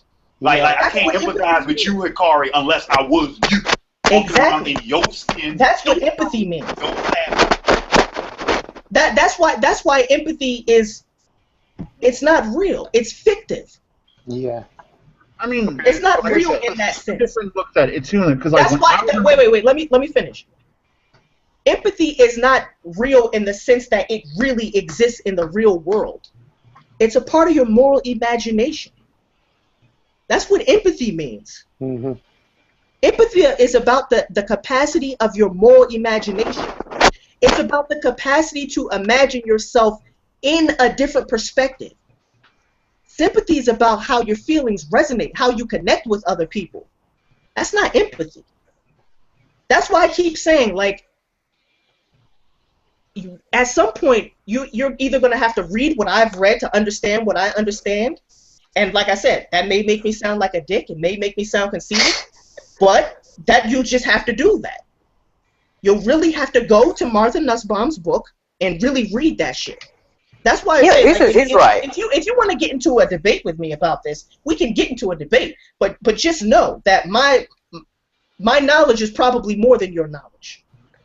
That doesn't make you smarter than you or more intelligent than you. It just means Yes, that does. Yes, that does. No, it doesn't. No, it doesn't. And here's the difference. The academic term for it is slang for it. You just have a bigger backpack. Exactly. So this whole that doesn't mean I'm smarter than you or more intelligent than you. I had to sit in all those graduate classes, just like I'm sure you go to college and you'll have to sit through those classes. I had to learn this shit. That's why when a guy comes up to me and tells me I can understand the love a mother has for her child, that's bullshit. Don't come to me with that bullshit, because it won't fly here. It won't fly here. This is a no-fly zone. Exactly. This is a no-fly zone here. Now, if you want to really get into a discussion with me about feminism, we can have that discussion. Oh, please don't. Oh, please don't. Just know. There's not enough time in the day, please. Right. Just know that I'm not bullshit. For the record, ladies and gentlemen, I have sat through feminist discussions with this motherfucker. I don't want to do it anymore. I've learned about empathy in a different context as it relates to social work and whatnot, like how you to be empathetic with your clients and whatnot. That's how I learned about empathy in college. So within the social work structure. So the whole discussion was basically, I mean, we could have ended it with simply you don't believe in empathy, right? No, I do believe in empathy, but it doesn't mean what you think it means. All right. Yeah, that's basically like I said, we can move on. So, Steve, can we move on? Your thoughts about what you love about the show and whatnot. I don't remember where I left off, but pretty much. I mean, the crux of the discussion before the empathy debate was pretty much giving your thoughts and opinions on the series, either to compare or contrast or in rebuttal to my rant about it. I think I already did that. So. I think. Yeah, no, you did that tenfold. You done, Hikari. You done. You pulled a LeBron. You got to sit down now. You're done. I'm glad you waited after the episode the next day to do it, because you would have been ranting. I'm glad you. Oh, dude. See, no, y'all don't fucking, man. My cousin got it. I cussed. Whoa, I was cussing. I was talking shit. I got a little bit of it. Wait, how? How you got some of it? When I was commenting on the thread, but I guess it was the censored version. What thread? On when Facebook? You posted the initial comment, how you were pissed off. Oh yeah. Yeah, no, dude. That if I had done it that night, it wouldn't have even been a review. It would have just been a rant. Period. I wouldn't have even talked about the goddamn episode. I was mad, dude. I was pissed. I had it up to here with this shit. Well, people like different forms of escape in their entertainment. I guess I'm okay with this. I'm okay with getting kicked in the nuts once in a while. As long as I love the world building, I love some of the characters, yes. I sympathize with some of them, yes. But if you feel that way, Larry, then that's the way you feel. Nobody here can tell you any different. I mean, yeah. And that's the thing too. Like, all right, with regards to I think what people were expecting in this small council, they were expecting us to try to convince Larry to think differently. No one can do that. No one can be a hard-ass dude like Larry. Larry is hard-headed, and Larry is very intelligent, and that's the great thing about that review. Tell you what, you want to convince me to think differently? Put $50 million at the foot of that motherfucking door right now. I completely changed my fucking tune. That's the great thing I think that Larry did in this review, is that everything that he said, he backed up with statements. Oh, yeah. Why he felt that way. He didn't just say, I fucking hate the show. No, I hate the show because of X and this and that and this and that. No, he supported what he was saying. And that's why I think the response was so split. It wasn't just an outright rant. It was a structured, I hate the show for this reason. No, dude. I'm gonna tell you why. Let me tell you why I think the response to my rant was so split. Because first off, that was the biggest shocker to me, was that, I think to this day, at this very minute, the dislikes on that review still have not toppled 100 over the likes. I still don't think so. Those fucking likes and dislikes have been almost par and par. You know what I mean? There's not that big of a difference between them yet. And that was the biggest fucking shocker. But here's my thing. Well, first off, it confirmed that I wasn't fucking crazy. The fact that what I said made some fucking sense to somebody. But no, here's another fucking thing. And once again, this goes back to my core fucking viewership. Because it seemed like most of the fucking backlash I got came from seasonal fucking viewers. Those people that have been watching my reviews since season 1, they've known this. They've been known this, that I felt this way about this series. They've seen it. Because the shit started in season 2. I really fucking had it after the Reigns of Castamere, and then this was just the fucking straw that broke the camel's back. They've known this. I'm not acting out of fucking character. This isn't new. This shit has slowly been fucking building over 4 fucking years of this shit that I've had to tolerate and put up with. And for what? For what? Okay, can I say... money? Using money? Say what? Using money? That's not worth it. Not worth it? That's not worth it. There are many shows I enjoy on television that I don't review. That's true. So views and money ain't worth it. Yeah, that's true. Not if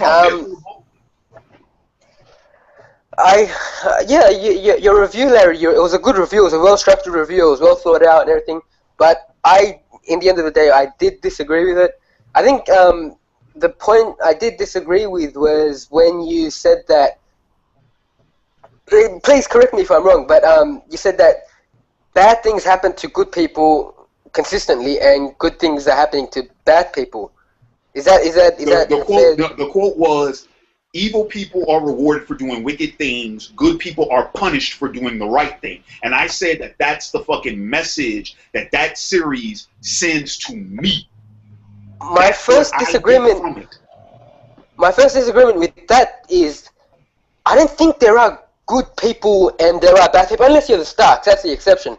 But good people and bad people, because along the road we've seen many what appears to be bad people like Tywin Lannister do good stuff. I think they're doing stuff just to, well, they're intellectual people like Tywin, like Littlefinger, like Varys, doing stuff just to progress and to advance and to do something, not for the sake of it being evil or good as it is in Tolkien novel where Sauron does bad or evil. I don't think, unless you're Joffrey and you're like innately cruel, that's because he's born of incest, unless you're cruel like Joffrey or Ramsay, no one is really evil or good. So I think the consequences. That's where I disagree. I think the consequences of each person's actions make sense. It makes sense for what they have done.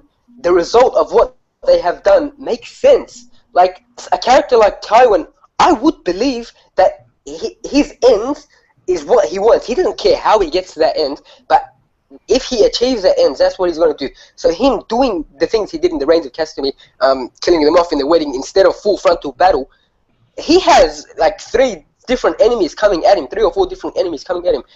This was a quick solution that he managed to pull off, and that made sense. With this Oberyn and this mountain fight, Oberyn, first of all, he's just overconfident. He wanted the confession from the mountain. He's been waiting for that moment for so long, and that was his downfall. He wanted that confession. He could have ended it then and there, and because he wanted it, it's true. Against the mountain, you can't put a foot wrong, as Brian has said, and he suffered for that. I think everything that they've done, everything that we probably go, I can't believe that happened. It makes sense that it did happen. So, I mean, if you hate it because it did happen, and why the hell he would write that in the first place, I mean, that's a subjective point of view. But for it to actually happen, it makes sense. Like, do you agree with that? I mean, do you disagree? Do you think that it makes sense? I just want to clarify. No. The consequences and repercussions for characters' actions make sense. This is where we disagree, and this was one of the arguments that was brought on from that statement. First off, you can't. There are good and bad characters in this series. How do you determine a good and a bad character? What is the majority of their actions lean towards? Who are they aligned with? Who are they fighting for? Who benefits from their actions? What do they do it for? That will tell you who is a good and fucking bad character. Okay? So it's not that fucking gray to begin with. All you have to do is just take the time out, make a fucking list their fucking deeds, the reasons for it, and who benefited or suffered from it. That'll tell you who's fucking good and bad. Second off, this was the biggest fucking difference, because there were people who tried to argue to me that no, the quote-unquote bad guys get punished too. Let me tell you what the difference between the good guys' punishment and the bad guys' punishment. The good guys, they pay with their lives. No one can ever tell me something about, oh, well, Jamie got punished because he lost a hand. Jamie is still breathing. Ned is not. Rob is not. They are dead. Catelyn is not. They are dead. That is the fucking difference. And you could say, oh, well, fucking Joffrey got killed. One. Ned, Rob, Catelyn, fucking Mormont, Renly. Renly, come on, bro. Yeah, but those guys who killed Mormont eventually got killed themselves. Hang on a minute. Not done. Jon Arryn, Robert, hell, throw Drogo in there. Fucking Dany's Blood Rider. I mean, come on. Drogo was bad. You think Drogo was bad? I don't think Drogo was bad. I think Drogo Yes, was Drogo was bad. I don't know. Drogo's a hard. I mean, Drogo. Look how they conducted. He pillaged, rape, kill, and consumer stream. Drogo's that one character. Well, I don't think No, you but can necessarily call again, him like, bad. yeah, that's the thing. Like, most of the characters, you can't just say they're good or bad. Like, Tywin's a perfect example. I don't believe that he is bad. No, I just think don't Tywin like. is bad. I think he's fucking. No, Tywin's not bad. He's fucking selfish. I don't think he's bad. Yeah, Tywin is a that's. sociopath. Sociopath. But I think that was my point in general. Like, there aren't a majority of bad and good characters that I just don't think there are. I mean, No, there's not a But anyways, majority. continue. They are a minority, but they do fucking exist. I mean, honestly, you going to sit there and tell me Davos is a fucking great character? No. But I'm talking majority-wise. The main players. I don't think. So you don't like this? Would you consider this then? You know, so many good people dying and so many bad people living on. Would you consider this sort of a realistic way of writing, like how it took place back in those days? You know, that they're based. Even now. How can I put myself back in that time? I didn't fucking live that. No, I know. Dude, hold on. First and foremost, let's dispense with this bullshit right here and there. In the medieval times, I wouldn't even be in fucking Europe. I'd be in Africa. Thank you very much. In medieval times. Okay. But even now, like, the elites of our society today, these are like cutthroats. Not in the literal sense, because I mean, you get found out or whatnot. Maybe they are, but these are like cutthroats, backstabbers, liars, crooks. Those are the elites of our societies that are running things, that are pulling the strings, the puppet masters. yeah, And that's who we're looking at in Game of Thrones. yeah. I mean, I was just saying this before, Bas, when I was talking.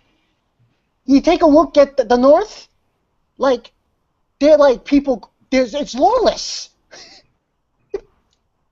like there's that scene with Arya and the Hound, and that guy got stabbed. You know, up in the North, there's like. Well, the North has no leadership right now because it's in chaos. Obviously, yeah, there's no leadership. Bolton just took control. I mean, who knows how he'll make it though? I mean, Bolton's no Ned, so we don't know what Bolton will do to the North as far as how he rules it. But yeah, it's a different world. Oh, and for the record, to go back to what Steve said about, do I think it's realistic? Steve, what did I just fucking say earlier? I don't watch. Oh, right. I don't want to see No. anything realistic. I didn't. I'm not saying if you want to see it or not. I'm just saying, do you think it is? That's all. I'm not saying you should like it. I'm just saying, do you think it is at least? That is realistic. They got fucking dragons, dude. No, and direwolves. I mean that assholes And White live on. Walkers. You know that assholes live on and good guys fight it. pretty much the nice guy finish. I stopped asking myself that question, so I don't think it matters if it's realistic or not. No, it really doesn't matter. First of all, I don't have the historical knowledge to know if this is accurately representative of how the world really was during medieval times. I simply don't know enough about history to say whether that's true or not. But more than that, I don't think it matters if it's realistic or not. I mean, because the Game of Thrones is all about exaggeration and hyperbole. And this is the first thing I mentioned in my episode review. When I first started reviewing the Game of Thrones, I said this is a civilization based on a psychopathology of violence. It's the whole civilization. It's pathologically suicidal to create this type of world. Yeah, I don't think it matters if it's realistic or not, but it's just an added bonus, and I think it is realistic, even in today's society. As I said, we are run by liars, but I think it's just a bonus. But you're right, it doesn't really matter. Game of Thrones. No. I meant no. It's a subtle reflection. Sorry. No, go ahead. Yeah, I finished. I was just gonna say it's a subtle reflection of Game of Thrones. When I meant realistic, and should have said more in the case of just the people who die off. I mean, good people do die off for you get screwed over and shit like that. That's all I meant. I'm not saying just because it's realistic you have to like it. I'm just asking if you guys think it is. Well, yes. No. I know. I think I know where you're trying to get at, and like I said, it's that whole tidbit about this fucking show's sense of cynicism that I don't fucking like, and that how people seem to misconstrue realism, cynicism, and pessimism. There are three separate fucking things, and motherfuckers love to loop them all together. You want to know, and this is why I say in Game of Thrones, it's cynicism. That's what it really is. And you want to know how I can easily tell this? Because it's the exact same fucking argument I hear about The Walking Dead. I don't even watch The fucking Walking Dead. But it's the exact same fucking argument I hear about that show for the exact same fucking reason. People glorify the violence, and they love the fact that characters can get killed at any fucking time. And for some fucking reason, this idea that you have to be cutthroat, that you have to be ruthless, that you can't trust nobody, and all this shit that you have to backstab and scheme and connive your way to survive is what is realistic about the world we live in. That is a fucking lie. You know what? I agree. The Walking Dead doesn't do it the way Game of Thrones does, though. It's different in The Walking Dead. That is a fucking lie. Everybody's case, let me tell you something about the real world, ladies and gentlemen. Everybody's case in the real world is fucking different. Everyone does not have to fucking backstab and connive and scheme and to survive. There are many motherfuckers born with silver fucking spoons in their mouth that don't have to do shit. There are other motherfuckers who don't have 2 cents to rub to fucking gather, and they died with penniless. So you don't tell me that, oh, this big bullshit cynicism, that this is realistic. No, it's not. It's not. I've seen the contrary. I've seen people who have worked their fucking ass off to achieve something in life, and they did it, and they earned, and it's theirs, and no one can take it fucking from them. I've seen it. I know people like that. I can call up people like that right now. So don't sit here and give me that shit. Here's something else that I need some fucking water. Fuck this.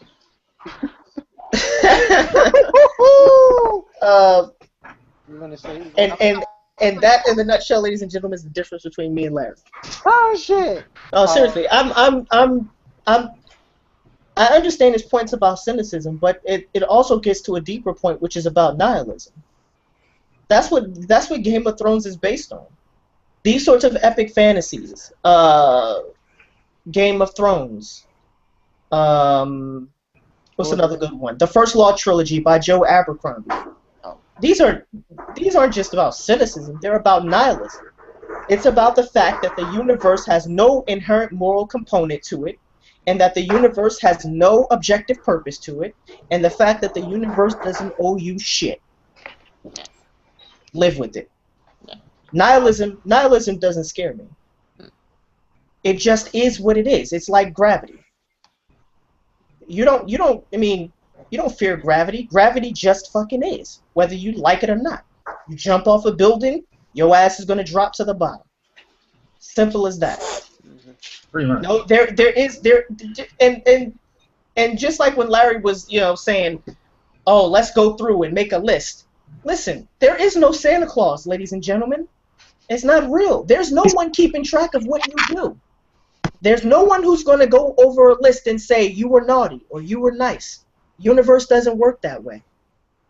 And sometimes good people get shitted on and bad people get reap all the riches. That's just the way it is. I have no problem with that because it's something that I, one, cannot control, and two, it's just not the way it is. Yeah, that's no. I agree. I mean, for me, what keeps me enthralled, I think the world, George has created an amazing world that continues to grow as the story progresses.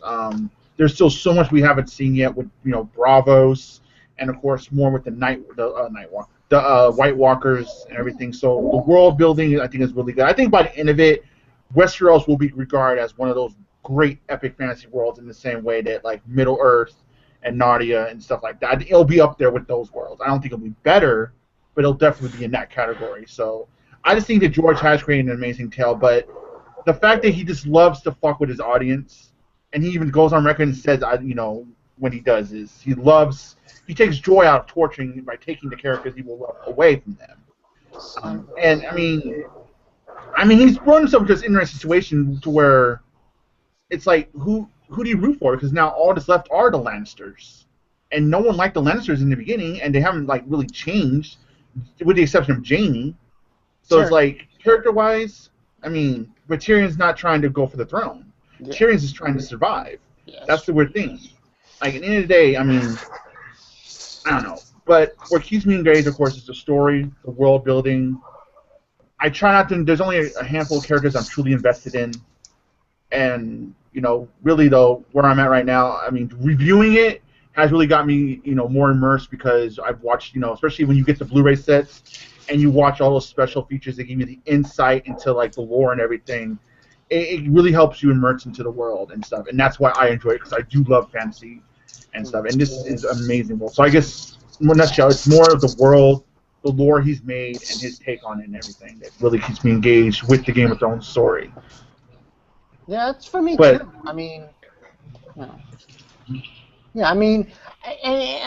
gonna agree with Uber, and I'm gonna agree with Larry.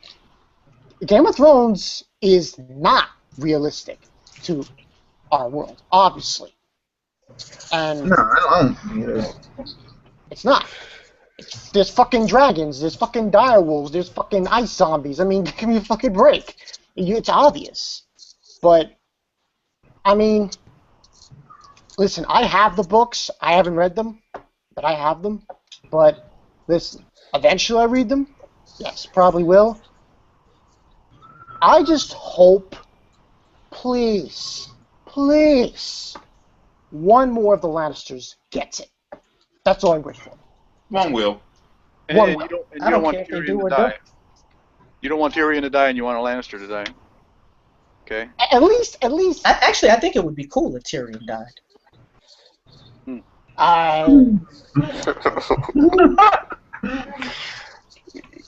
You're gonna have the hate army on your back. No, that won't be. I don't care. I think it would totally be cool if Tyrion was killed off. He won't. Well, not yet, anyway. I don't know. Not for a while, I would say. Listen, you want objective morality, and it's not there. There's the hand that you think is reaching out to comfort you in the night has a knife and poised to stab you in the back. You talking to me? I'm just saying. I don't mind the dark nature of the Game of Thrones story. I really don't. I actually think it makes me enjoy the story more because you're always on the edge of your seat. If you really get engaged in it, you never know what's going to happen next. And that's what I think. I think that's half the fun of Game of Thrones is the fact that there is no character whatsoever that has any kind of plot armor or protection. anyone can go because there is no main character. There is no central character that the story is focused on. It's it's the world itself that the story is focused on, and the battle to be for the Iron Throne. That's the core of the story. There is no specific character that is a necessity for the story itself. I can always tell what's gonna happen. See a character I like, they're next. It's true. And there's always the joy to say to George R. R. Martin, "Fuck you." I mean, Fuck you there. No, because it's his story. Yeah, it's his story. It's his characters. He has liberty to do what he wants. Yeah. And I have the liberty not to fucking watch it, no goddamn. No. So Larry, how much I got? How much? But you will watch it. Wait, what? What you said? say? You will watch it though. Well, I got to finish out the season first. No, you'll continue to watch it. You want to put money on that? You said the same thing last season. That was. Yeah. Oh God. What a discussion.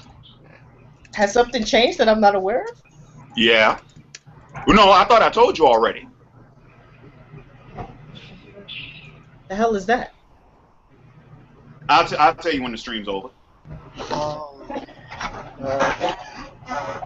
But yeah, I mean, I guess at least for me, I'll just end by saying this. There are some stories that I read for escapism, but generally, the books that I enjoy the most are the books that make me think. Those are the books I enjoy the most. Those are the ones that I remember the most. Even if I hated the experience of reading the book, even if I hate the book, like Joe Abercrombie's First Law trilogy. When I put that last book down, I turned the last page, I felt disgusted. But I'm glad I read that book because it completely transformed the way I thought about fantasy tropes, about epic fantasy, and it really did prepare me to watch the Game of Thrones.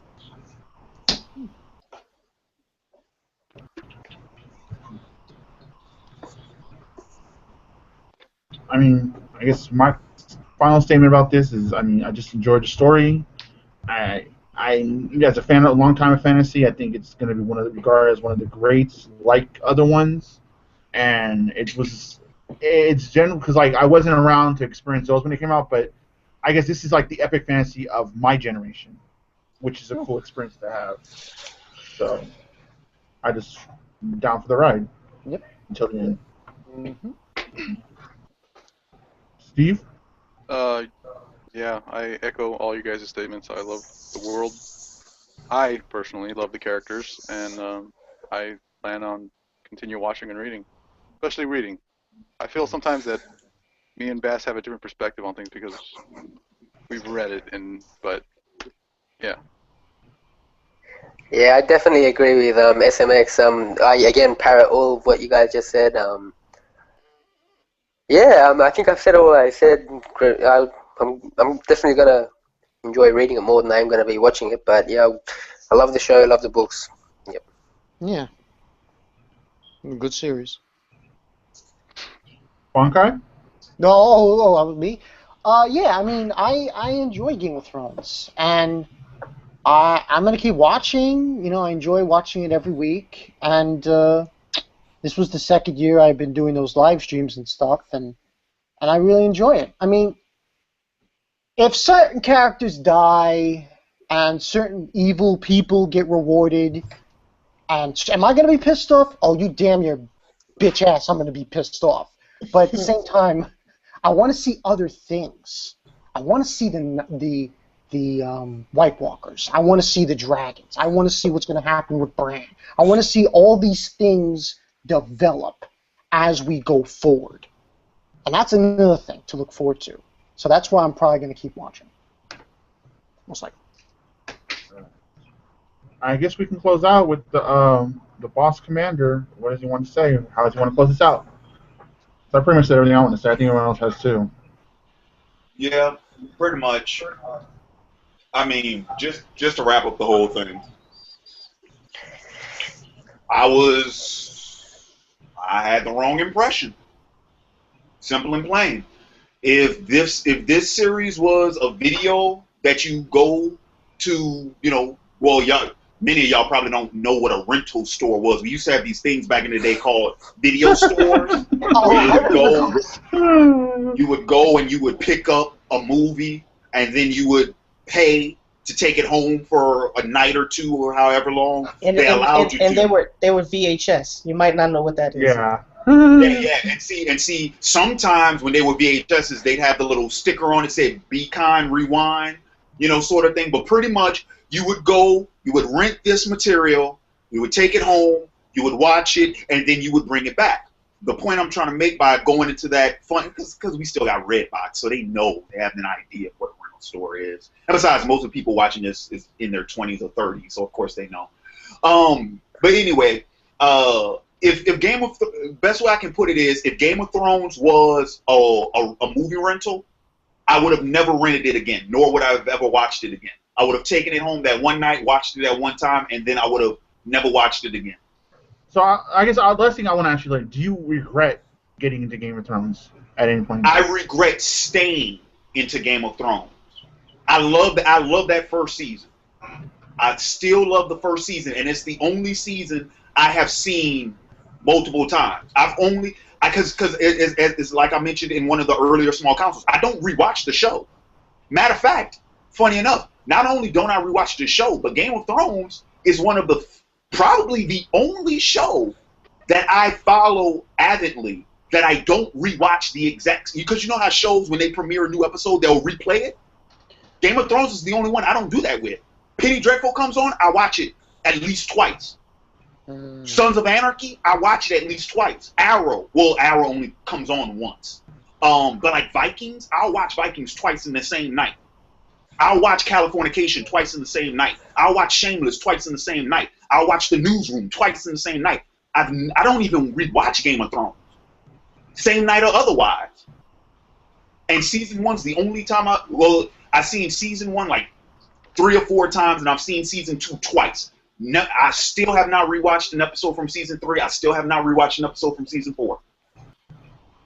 So no, I don't regret getting into it. I regret staying into it. Because had I not been, if I wasn't reviewing it, dude, I would have been dropped it. That's just the truth.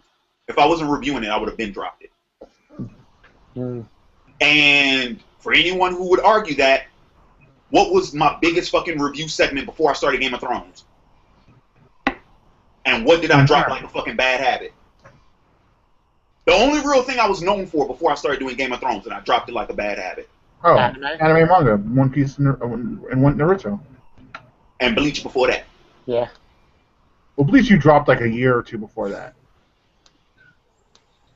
And all the other shows that I've dropped since I've been reviewing Game of Thrones is not because it's not because I didn't like reviewing them or this is and the other.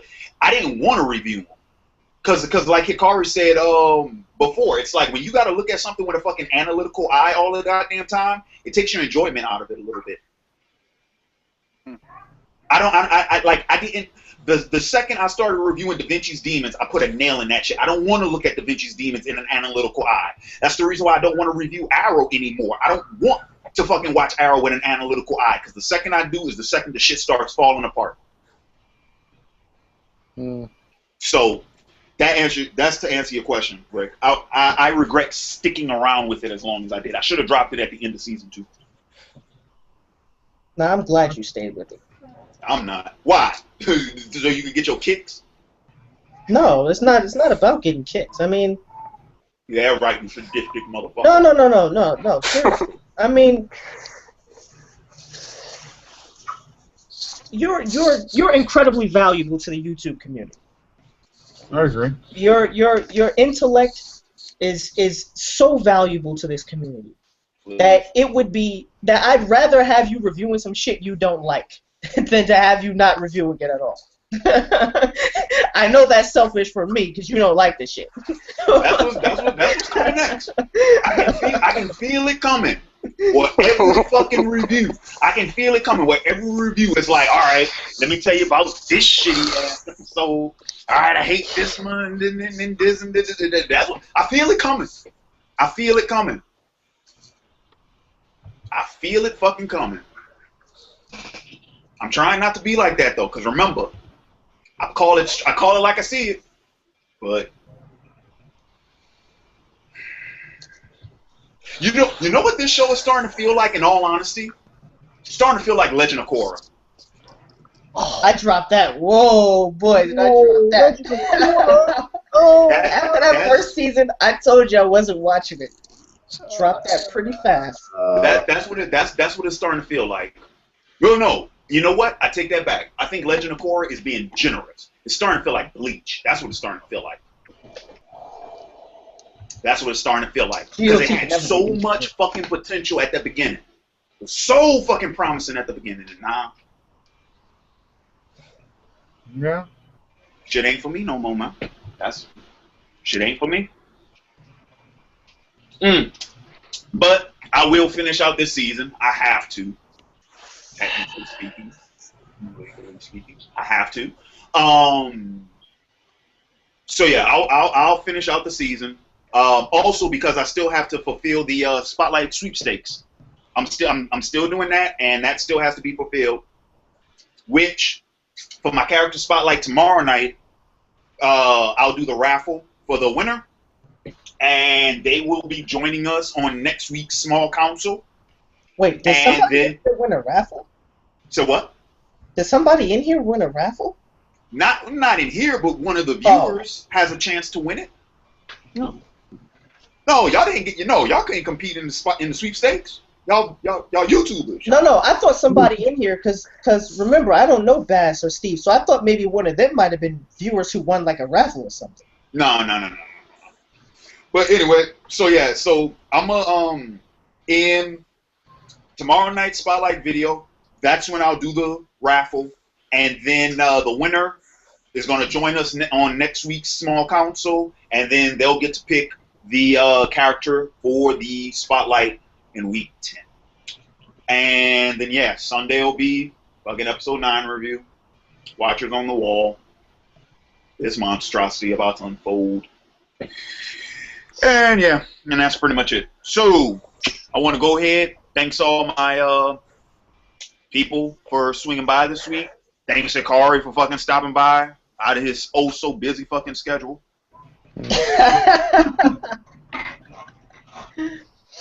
When by this time the motherfucker would be in mainstream any fucking way. Just saying. Yeah, I actually just looked up mainstream. It's not doing too well. Yeah. Ain't nobody gonna start watching until we jump in there anyway. Yeah, pretty much. But anyway, so with that being said, it's been Larry Williams, OAW Commander-in-Chief. Yep, this is when y'all get to say goodbye to. Oh yeah, Animerick here. Thanks for Animerick here. Interesting discussion. I mean, I hope you guys were entertained and whatnot. Uber is a very intelligent individual. Please don't say that. But, seriously, please don't say that. Please, just don't do that. Yeah, I mean, that's great. Next. Yeah, SMX Wing, Astro Whispers, Stannis Fanboy. It was good talking to you guys. Good discussion. Hopefully the next episode's pretty good. So, yeah. And this has been Uber Hikari, a.k.a. the Nerd Nigga, a.k.a. the Visitor Plus. I think I've been upgraded. A.k.a. the Argumentative Nigga. Yeah, that works too. This is Bas Nation here. Thanks for having me, Larry. Thanks, guys, for watching. And yeah. Bankai 922, Master of Ships. Yeah, it was a good discussion. Continue on from Game of Thrones. That's it. Peace. Oh, and that's it? That's it? Okay, I'm stopping it. Yo. I'll agree